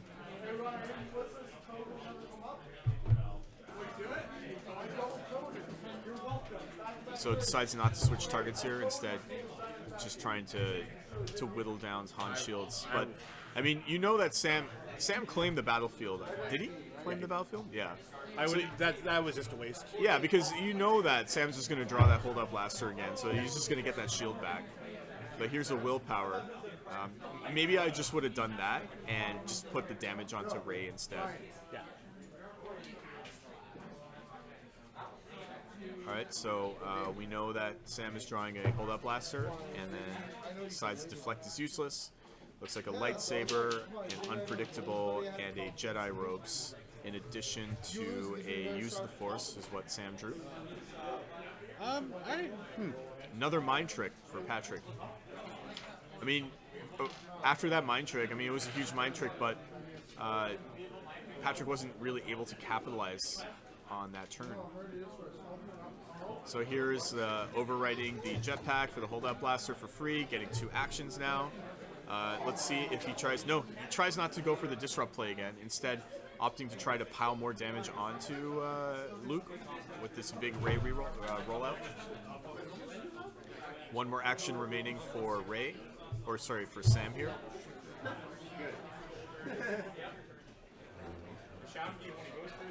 We're still live, right? Everybody's quiet. So, 2 damage onto Luke here. Luke's sitting on 6 damage, so he's got 6 more life left to play with. Rolling out Luke in response. Remembers to draw the card. I'll say this about Patrick though, like he by far is probably, out of all the Luke players I've seen, is the one that's been the person to always remember to draw the cards. Use the Force here by Sam to turn Luke's melee, or whatever that side was showing, into a blank. Yeah, you just want to deal the damage here before you get a chance to get controlled again. And rolling out again. Man, Han has not been rolling any damage this game. I mean, all this work is being done by Ray. Everyone's rolling resources. Yeah. Everybody's getting rich. So yeah, discard to reroll here. I think if Sam gets lucky, he might be able to take out Luke this turn. There's that disrupt side he was fishing for earlier, but it's more money here.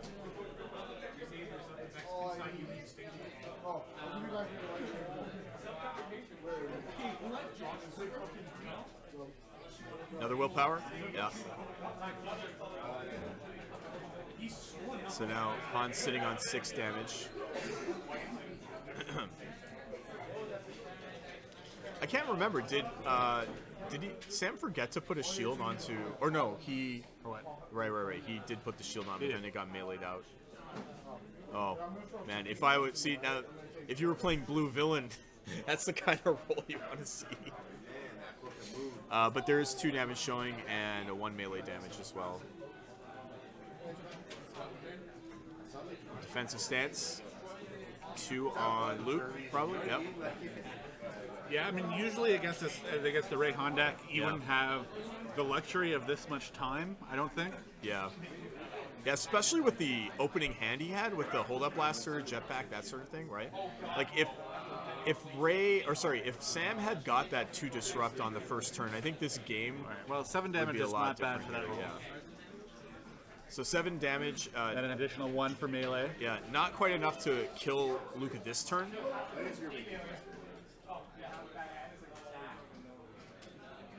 Three, 4, 5, 6, 7. So if that so does Patrick have $2? No.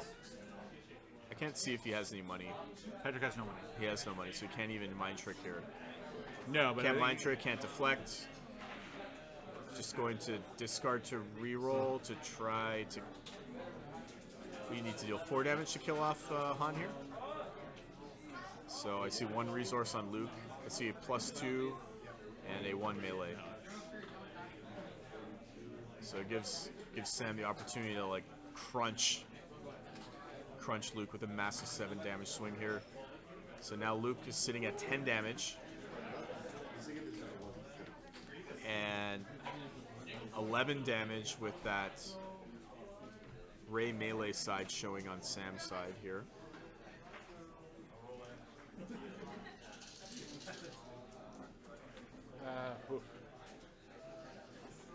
So one of the advantages of playing Akbar and Luke is that Red has quite a bit of damage mitigation in the form of Duggan and Field Medic.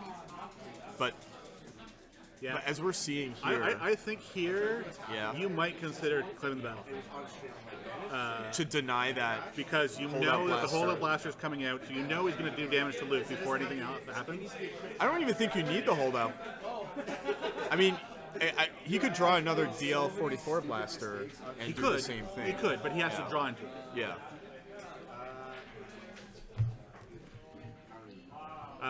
Maybe Patrick thinks if he can kill Han this turn, he's fine with that trade. I guess he could. Yeah, I guess he Yeah. still could kill Han. I guess he might as well keep trying. I guess it wouldn't give him that many more dice to Yeah. go into the next round. 10, 11. One life left for Luke. He used all his willpowers already, so he doesn't have that avenue left to him. And Hanrei decks, they do play Riposte. Riposte? I don't know how to pronounce that word. The discard is actually meaningful here. Yeah. Now it's tempting to. So deal 1. So now Han's at 7. And Sam claims here, puts out the holdout blaster. And Patrick, I think, has to just hope for one more turn for Sam to brick on his roll, so that he can at least make a trade before Luke dies. Oh. So who do you roll out here? You roll out. Do you roll out Rey or do you roll out Han with your extra actions? You roll over. Yeah. You overwrite, so you have Yep. resources to spend. Yeah. And I see you a damage side. Yeah, that's it. So Luke's dead. Yeah. That's rough. Yeah. So now if Rey can at least kill Han now, roll out, and then I see a holdout blaster in Patrick's hand. So if he can do at least the same thing back to Han, it may not be that bad here. I was gonna attack this, it dies, and then I was gonna kaiju. Robes and then blaster. Yeah, play the robes for the shield, overwrite with a blaster. We'll see if he sees that line. Does not see that line. I don't know what it is. These two ulti-max system decks that I have, every deck that I played in it, I only played two, and I always. Looks like a +2. The other red die. Oh man, Not having very much luck. blanks. I think. Do you just discard and reroll now? Yeah. Well, he's got to use the force. Any other card, like a barrage. But yeah, you might as well try it. Yeah. You.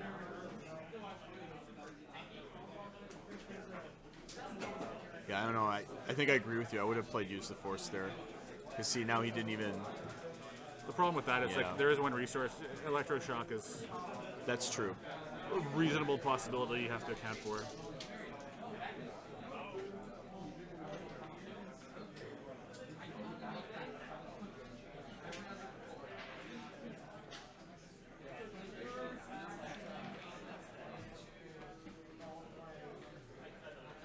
So here's the use the force, forcing Sam to have it, the electroshock. And he doesn't have electroshock, but he does have a use of force of his own. Discard. But the problem with that, going to the one side, Yeah. all he would need to do is have an ambush card, and then Yeah. he couldn't deal enough damage. Yeah. I don't know if I saw an unpredictable in his hand. I see a scavenge. I see another blaster. Is that another blaster? Yeah. So so maybe he's just waiting to see if he does roll the damage side, and then he'll just like put the blaster on Rey and get another shield that way on Han. So let's see. We got the modifier melee side, disrupt, useless disrupt. Yeah, not a great roll. Yeah.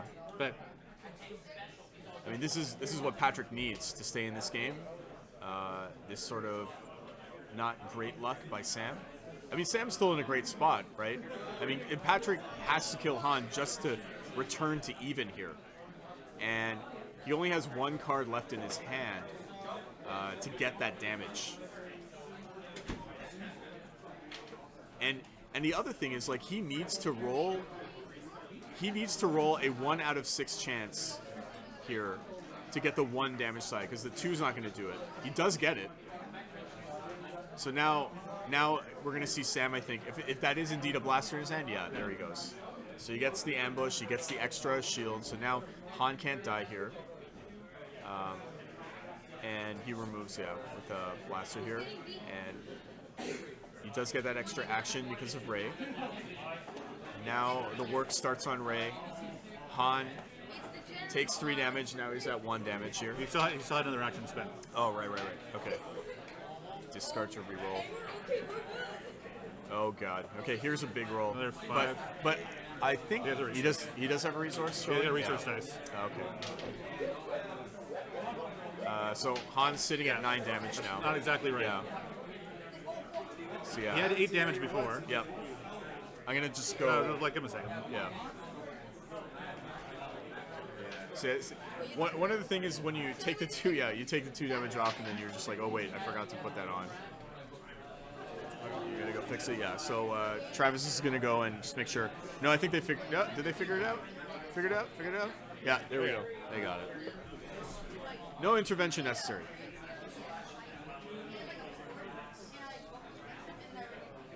One resource. And yeah, there you go. Claim it. Because now all the... Fine, he doesn't really have anything good to put there. Yeah, but all the ambush cards are now in Sam's discard pile. Like, he can't even draw them anymore. And he doesn't have an Infamous in play, so he can't do any shenanigans right now. I mean, he's still in a bad spot. Patrick's still in a bad spot, no doubt, but he at least isn't going to get punked with, like, a 3-action activation. But as it is now, Rey only has 3 health left. All the willpowers have been used. At least 1 defensive stance has been used. I see a deflect in Patrick's hand. I see a force protection, which really, if you're playing a force protection at this point in the game, I mean, you're just slowing. You're just like, it's just a slow bleed. You're not actually winning at that point.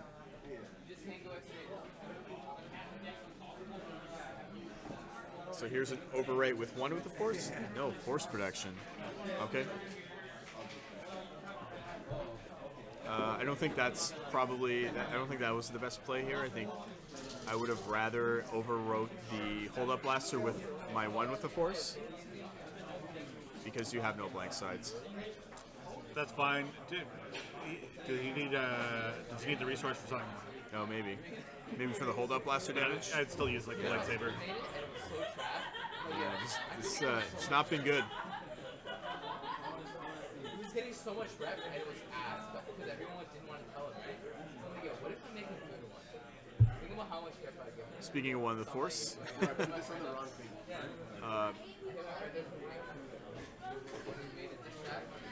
Rolling out here.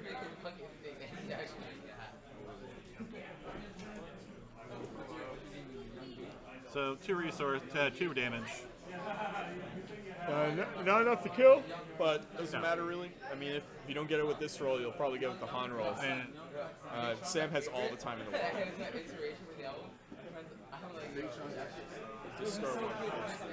he still can lose Yeah, Han. I think he saved the resource because he has a deflect in his hand. So I think he's waiting to maybe kill Han with like a deflect the 3 damage side. We only need the 2 damage side to do it.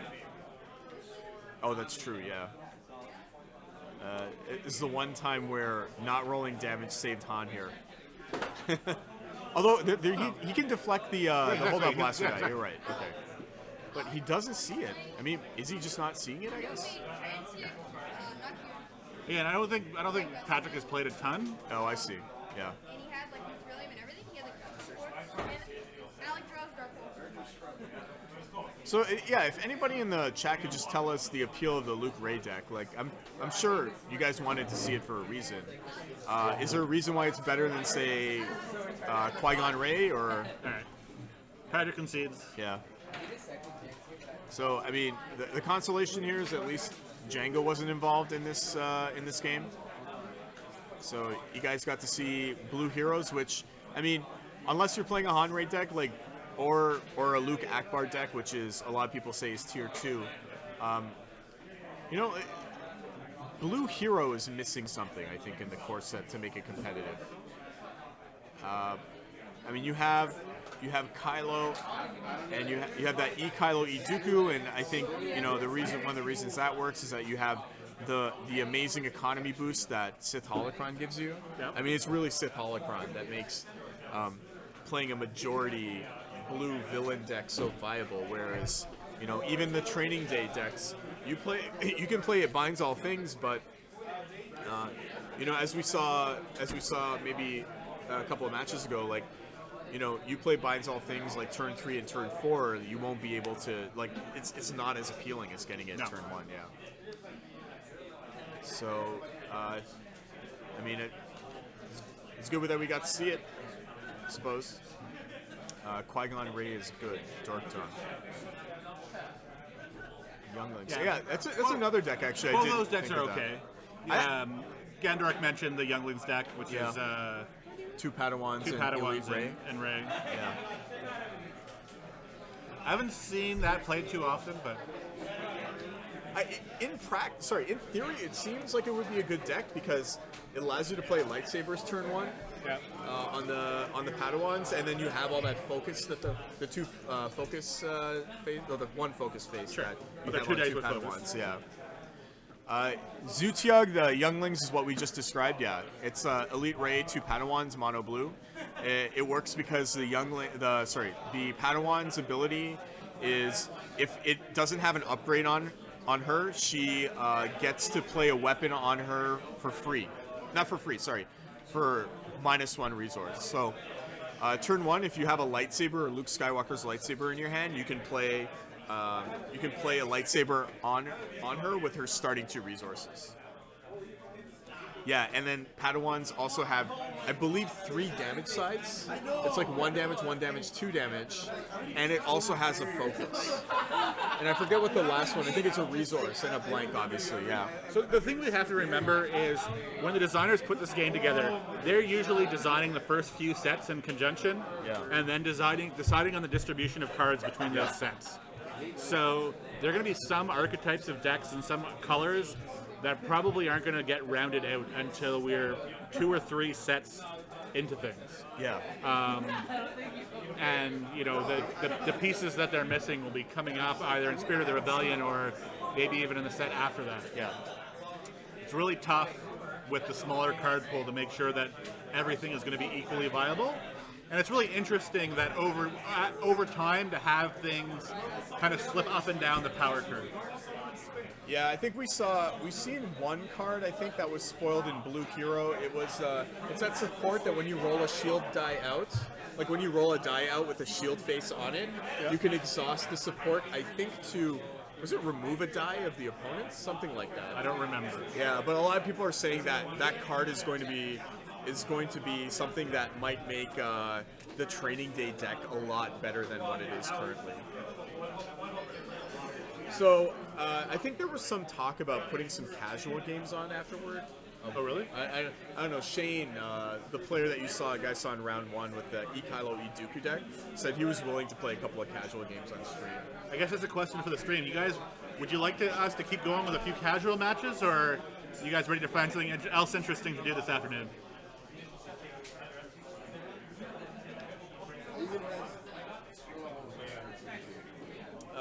So this was not the top table, as we said earlier. The top table was actually John Gobet, who's, if some of you guys are part of the Star Wars Destiny Facebook group, the big one, then yeah, it's I think John versus John Chan, who you saw last round. We can't do anything about the empty table quite yet, but once it'll probably be another 15 minutes or so because we'll need to make sure prizes get given out. Yeah. But we could come back and do another round or two. Okay. Yeah. So I think you said 15 minutes. We're gonna come back. Yeah, probably 15-20 minutes. Okay. We'll be back with more games. Yeah. Thanks for watching, guys.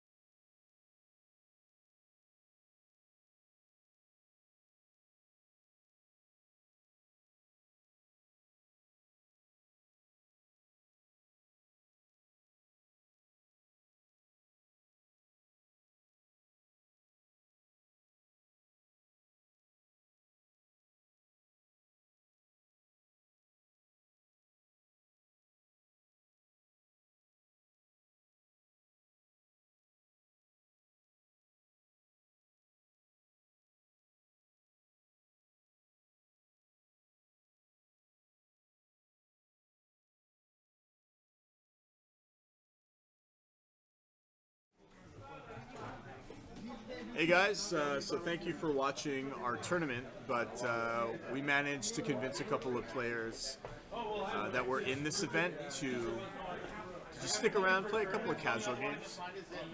So the person on the left side of the screen is Chris.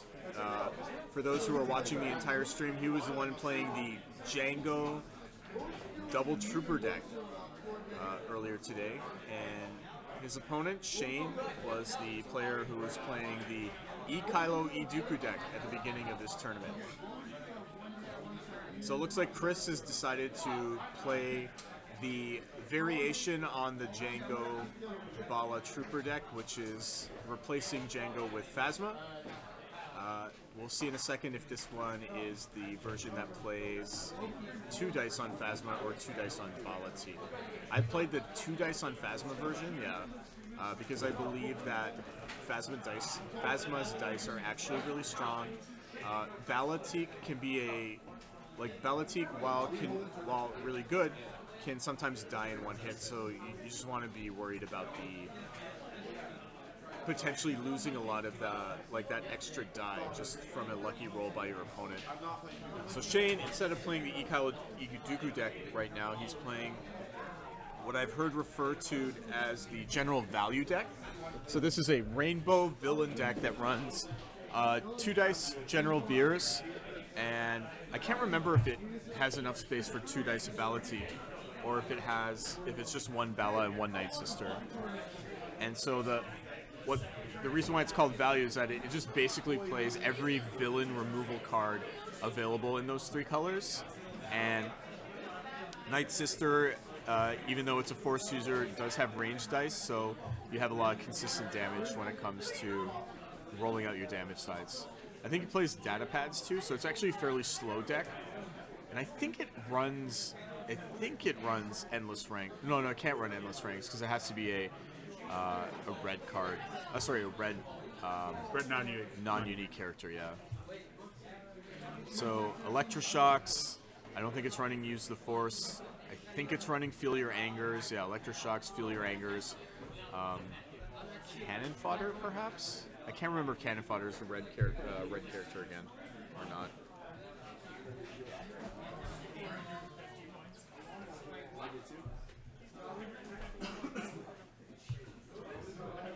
But yeah, Trez, Balatik has seen quite the renaissance lately.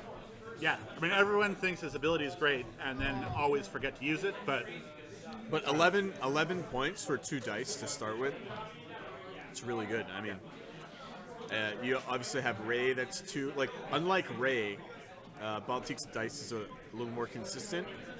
Of course, Balatik doesn't have the explosive capability that Ray has if you, say, equip an Ambush Blaster on her or something like that. Yeah, 2 free actions. Yeah. So, as I was mentioning on the stream a couple of minutes ago, I've been playing this Phasma Trooper Balatik deck. I like it a lot. I'm still undecided if it's actually better than the Django version. Like the Django version, even if it's just 1 dice on Django, that ability is just too good. It's too good. And I think in this tournament, the tournament we just played, there wasn't a single Django Veers list either. I don't know. I didn't see all the tables. So. Yeah, I don't think anybody was playing Django Veers. In fact, I think of the decks that were playing Django in them, I think might have been maybe a third of the field were Django decks, and then the rest were you saw the Han Ray deck, you saw the Luke, the Elite Luke Ray deck. What else? There was the Training Day deck, which we didn't see on stream. One of the players here plays a Elite Ray Poe Dameron deck. That one that I discussed. They weren't here today though. Sorry? Lanny wasn't here today. No, it wasn't Lanny. It was I forget the guy's name. Jeff, I think, something like that. Yeah. There was the Akbar and 2 Hard Guns. Yeah. Speaking of Renaissance, Mos Eisley Spaceport. It's hilarious. It's hilarious how popular that battlefield is. I think it's because people right now in 3-character decks, they want to go second a lot. But, yeah. I don't know. So start with promotion. Promotion's one of those cards, like, on the hunt. Like, I kind of understand why they gave 2 of the faces, like, a +1 range and a +1 melee. Like, it doesn't make it a great die to roll out, but like the fact that it's so cheap, right? Just like 1 extra die. Like if you're playing He Doesn't Like You or any sort of dice that requires you to spend your own dice of some sort, then like, yeah, I mean, it's just better. It's like 1 dice for one resource for a die is not a tough price to pay, and it replaces itself too. Well, that's the big thing, because it's a discount off of future upgrades. Yeah. Like even a marginal ability on something cheap is still worthwhile. So drudge work. And focus does a lot of work. Yeah, that's true. So drudge work. Yeah. So Chris told me that this version of the deck he's playing, like the version I played, is a lot different than this one. But this is basically the same Django Double Trooper shell that he was playing in the tournament. But now he's just kind of swapped the characters around. So he just exhausted Bala and dredge work to get another resource. Yep. Generally something you normally do with a Stormtrooper, but he decided to do that with Bala. Maybe he's just trying to get Shane to put his firepower onto the First Order Stormtrooper. But I mean, Shane did roll like an amazing set of modifiers. Like it's like what, 6 damage worth of modifiers. He does have a focus too, so he can actually deal 6 damage if he wants to. That, of course, is all dependent on what kind of removal that Chris has in his hand right now. I thought he had an electroshock, but Yeah. Discard here to reroll. Gets the modifier again and the at a 1 resource side on Ballast die. I might just play that. Jetpack's one of those cards that, like, on paper, it seems like the best card ever. You know? But I just feel like so many times in practice, like, you know, when you roll the +3 damage side, like, it's amazing, obviously. But there's just so many ways for your opponent to break the combo, just to remove the base die or something. I've just become a lot more disillusioned with that card. It's still a good card, no doubt, but you know, at the beginning, I remember people putting Jetpack in like every single deck that they could play yellow let him cards. just discard one at a time. Interesting. What just happened? Oh, he just resolved the 1 discard face on Phasma. I mean, hitting electroshock is pretty big. Yeah.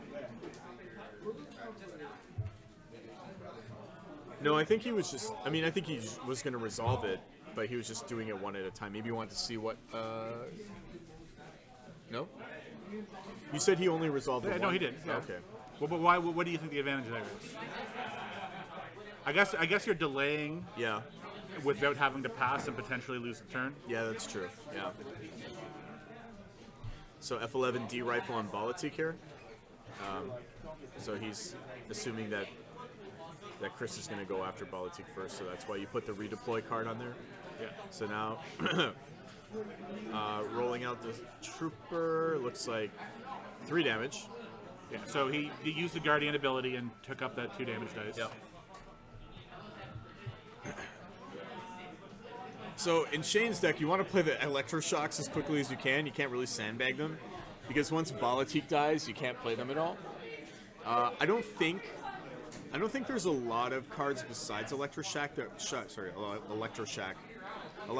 allow you to, or that require you to spot a character of a certain color. I think the only blue control card in Shane's deck is Feel Your Anger. I think. Something like that.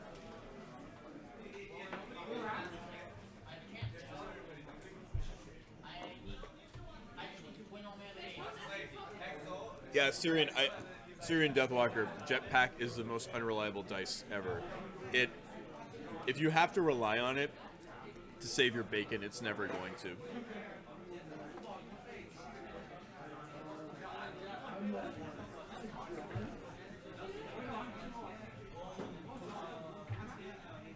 Travis, have you played this against this general value deck yet? No.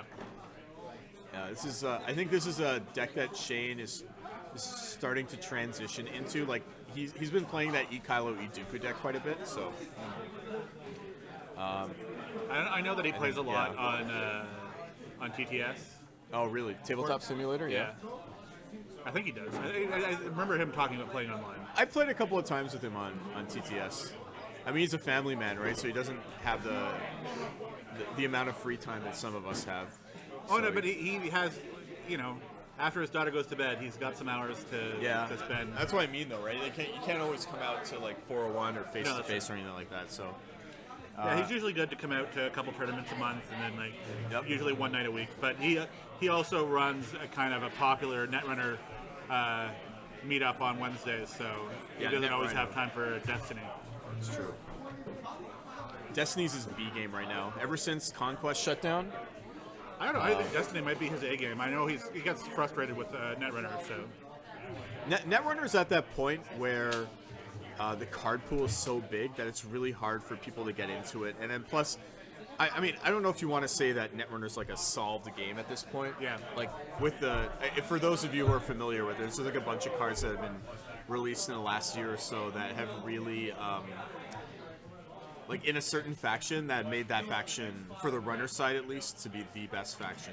That's the thing. It's like the a game. really wide card pool, but a kind of a narrow meta. Yep. So the combination of those two things is pretty frustrating. I mean, I'm not feeling Destiny as much right now. I'm really kind of waiting for the next set. I think there's not quite as much. Like there's actually a good amount of diversity considering it's just a single. The number of cards there are. Yeah. But I don't know what. It's still, when I play in tournaments, I end up feeling frustrated more often than not. So. Yeah. I think it has something to do with the dice. I mean, I don't know what it is about games with dice in them. Like, a card game, I could, like, brick on every draw, and I wouldn't have, like, I would just not have it effective. There's something about dice, though. Well, you can just have a situation where you roll terribly and your opponent rolls really well. Yeah. And it can be emotionally difficult to not let that get to you. Yeah. You could have like when you have a card game or it's just a card game, you have the cards in your hand, you can form a plan around them. But when you add in the additional probability of you not even guaranteeing you getting the roll, which is why Lucas Litzinger, who designed this game, who actually he started by with designing Netrunner before moving on to this project.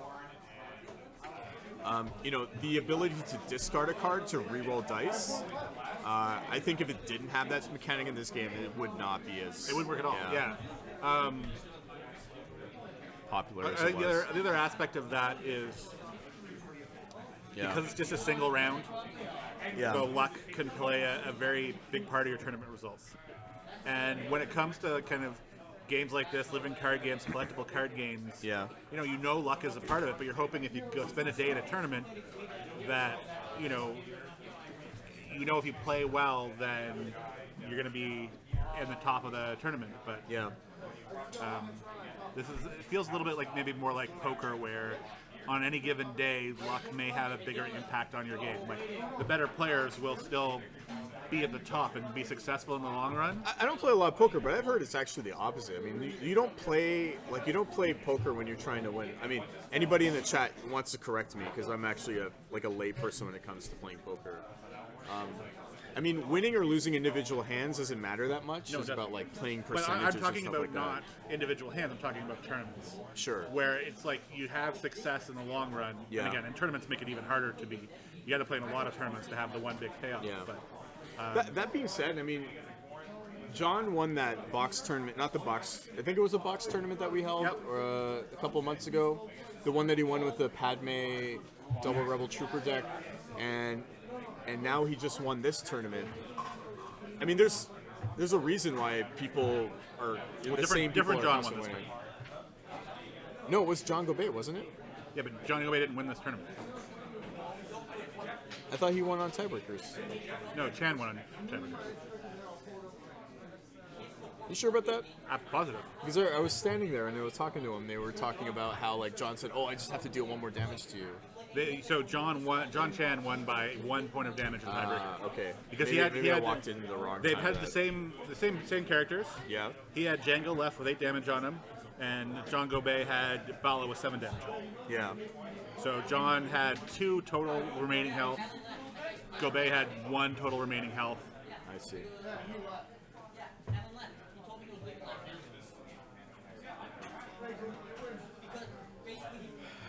So I mean, we're this far into the game, but I haven't. Nobody's died yet. I was going to say There's that. hardly any damage out there. Yeah.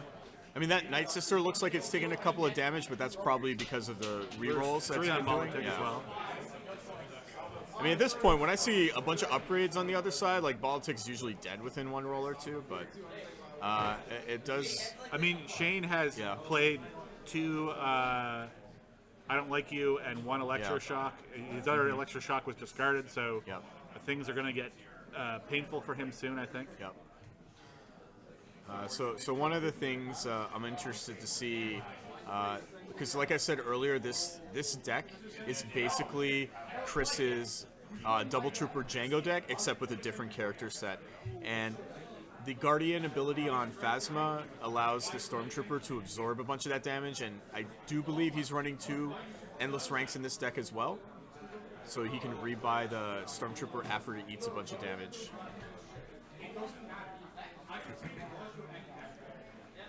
Sorry, whoa, is that an ATST in his discard? Yeah, I was going to mention that too, because Chris told me that the ATST wasn't, it didn't end up being worth playing a bunch of times when he was playing the Django Double Trooper deck, and that was probably because he was running so many other supports in that deck.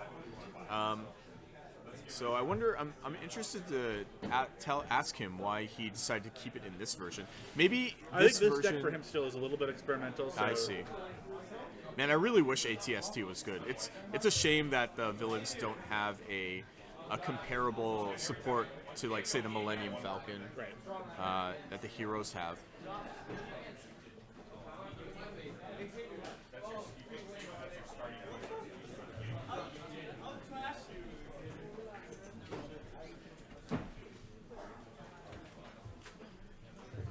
Man, promotion Spending is his such focus dice and trying to decide what he's doing. Just looks like a bunch of range damage here. So yeah, range damage and a resource. So that looks like it's 1, 2, 3, 5 range damage. ATST is good. Alexi Bro. So why do you think it's good? I mean, obviously it's got a 3, 4, 5 damage side, and then it doesn't have a blank, but 6 resources. You know.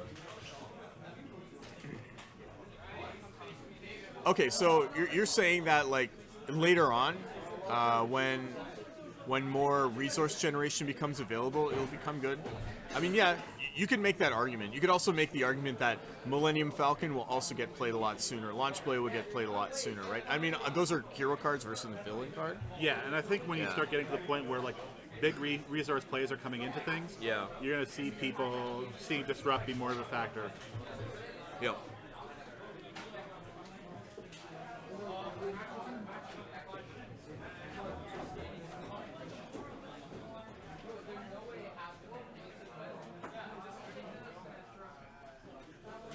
Emrakul is good. Emrakul is good because you can play Show and Tell and Sneak Attack. So it's more apt to say that Show and Tell and Sneak Attack is good because you're usually playing Grizzlebrand first, and then you're drawing into your Emrakul Sneak Attack. That's Magic the Gathering for those people who Dirty. I know. Yeah. I'm sorry. I'm gonna blame it on Alexi for bringing Emrakul up. So I wanted to talk about Shane's decision to include promotions in this deck. Because the only character you could put promotions on is General Veers, and General Veers is at 9 health, which brings up another thing. I mean, this general value deck, you look at, for 3-character deck, it's got what? A combined total of 16 plus 8 is 24 health. So for 3 characters, you have 1 more health than if you were playing a Vader Raider deck. Is that true? No, 24 health. Vader Raider. Vader Raider has 21 health. So 3 more health. Yeah.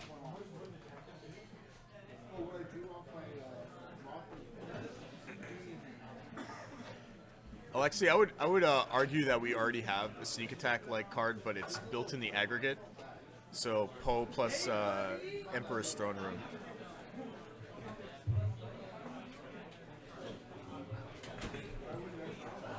So it looks like this Night Sister's about to eat it.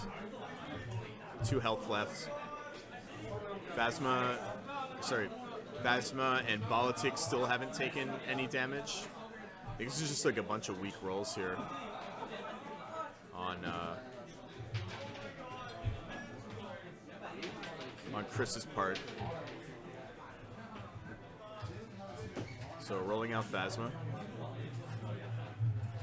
Looks like 1 damage, 2 blanks, 3 damage total.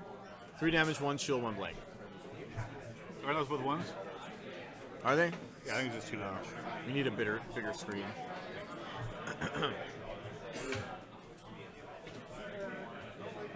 So what? Is Chris trying to? Oh, I think maybe Shane forgot to draw a card right there or something. Alexi, we actually had a player. We have a couple of players here in Toronto who play an Epo E-Ray deck, and it runs Emperor's Throne Room, so it's like the kind of deck you're thinking of. It runs like Mind Probes, Force Throws, Launch. Some versions run Launch Bay as well. And yeah, it's all about like claiming the Throne Room and just throwing these big upgrades at your opponent. I think it runs 2-1 with the Force as well. The only problem with that deck I find is that if your opponent rolls better than you at the starting roll, and then they make it so that you can't play Emperor's Throne Room, like your deck just kind of gets neutered. It's not like you can play Hyperspace Jump like the Hyperloop deck can to reclaim, like to get Emperor's Throne Room back in play.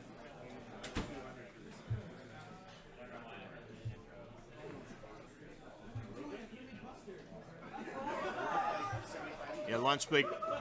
Yeah, that makes sense because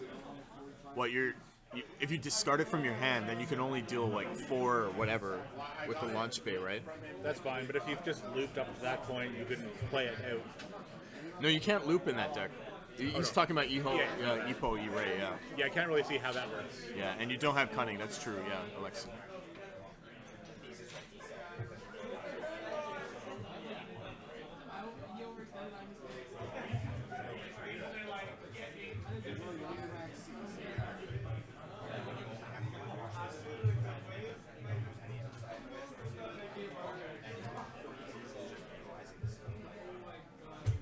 So I'm also curious to see that there's been no upgrades placed on Chris's Bala, because that Night Sister is almost dead. Let's see if Chris remembers to actually ready his Bala when that Night Sister dies, because it looks like it's a 4 damage attack here on Chris's dice. So a 2 and a 3 damage. So 2 plus 1. That's enough to kill the Night Sister. No, sorry, it's not enough to kill the Night Sister because she's got 2 shields on her. 1, 2, 3, 4, 5 damage. Yeah, Night Sister could die right now, but then those holdout blasters are going to go onto Balatik probably. So then Balatik can potentially kill the Stormtrooper and then ready too with a bunch of blasters. So, I mean, that's definitely probably a reason why Chris is not going after the obvious play of killing the Night Sister here. And don't forget, like, Bala could end up with those holdout blasters off the Stormtrooper. You're talking about the other way around too. Like, it could be a cycle.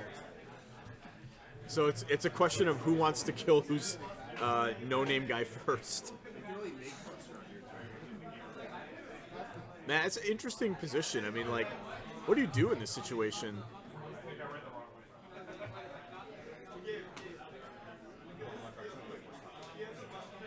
Oh, that was a Night Sister hit there? Yeah. So Night Sister took a damage to reroll. Chris is going to resolve damage, it looks like.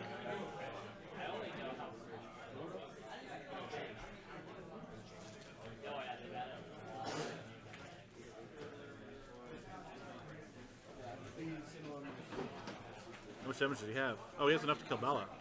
Oh! Damn, I didn't even see that. Jeez. That's good. That's a good play.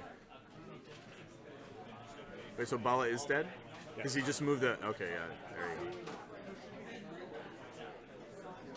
So it looks like Chris saw an out that we didn't. And now, I mean, you roll Bala again, and you try to kill the Night Sister. And then you get another roll out of Bala when that Night Sister dies. And I'm pretty sure that Night Sister has already exhausted this round. Yeah? Because he exhausted the... I'm going to go double check that, actually.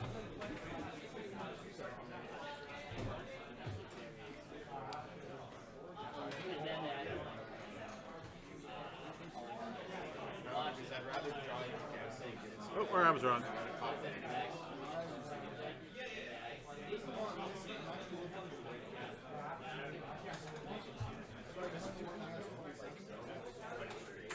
He hadn't.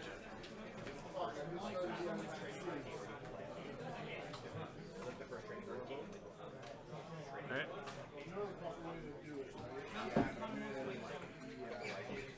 Or no, he had, sorry.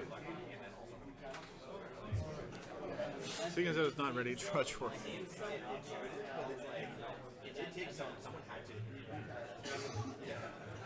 I don't know if I would have. Yeah, You would have what?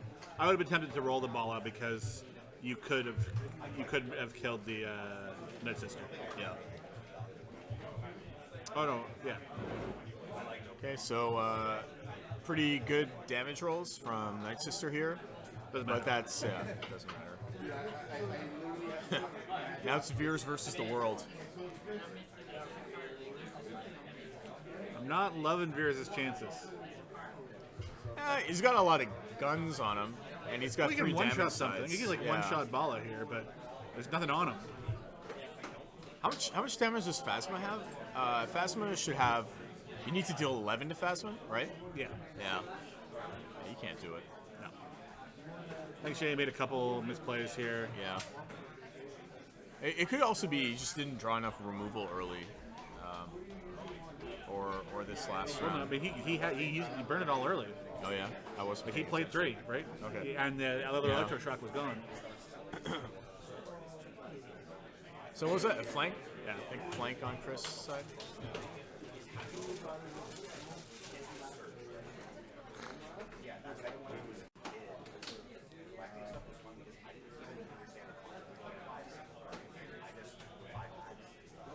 Man, Hold Up Blaster's so good. So good. I thought Datapad was the card that was going to be like the chase rare. So wrong about that. I think it's just because the like the damage meta right now is ranged. Right, just so many good range cards, and right now like blue, blue is I think good. we see a few more mid-range. characters with Yeah. special sides on their dice.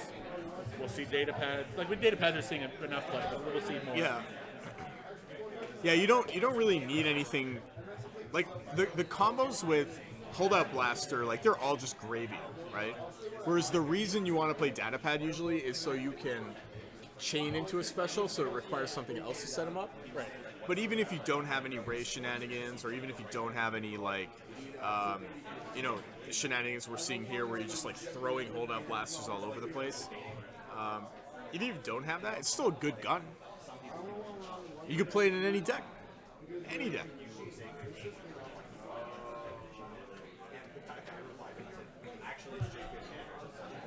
We've got 3 damage showing.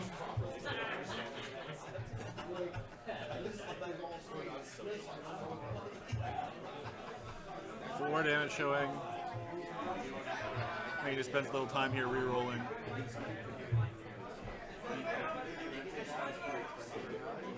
So, well, you said 4 damage is showing there? 1, 2, 3. yeah. Disrupt. What a 5. I'm not sure if Shane passed. Look, I don't even think Shane claimed the battlefield. I think he just is just passing right now. Yeah. 4 damage. 5 damage.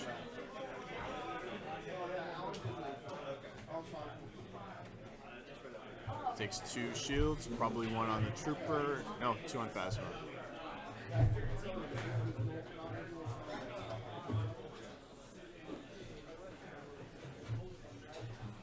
Oh, Shane, why'd you discard the flank? I don't know why it's good. Man.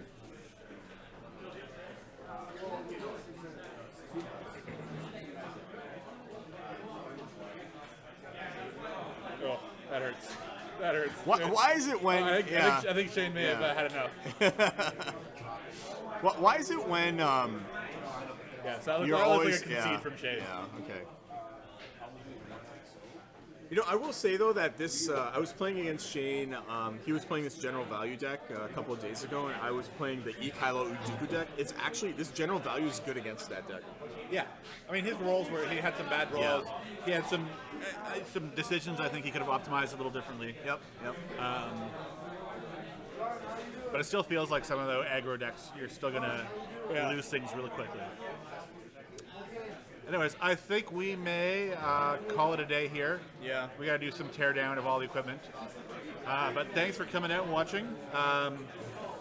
We have more Destiny videos going up on our YouTube channel. If anyone is into Netrunner, we'll be streaming the Store Championship next Sunday. We'll We probably have the last couple of rounds of that X-Wing regional we recorded. we're posting Can be the uploaded, X-Wing regionals, the final matches. So we'll be posting the quarterfinals tomorrow, and then the semis and the finals later in the week. Yep. We'll be probably doing the 401 game night kits. It'll be the second Sunday of every month, so we'll be doing those for the next little while.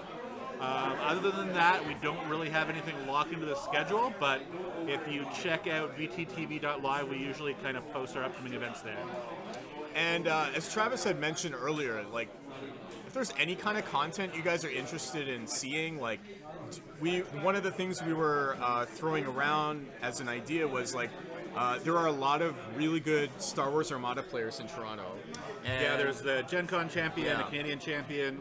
And we were considering just doing a roundtable discussion. So if any of you are watching who play Star Wars Armada, you know, like I know that it's kind of hard to build a metagame, to build a community with such a niche game, but you know, maybe some of you could benefit from us just having a discussion about strategy, that sort of thing. And if you'd really like to, you know, hear what kind of insights that the Gen Con and Canadian National Champion have to the game, then let us know.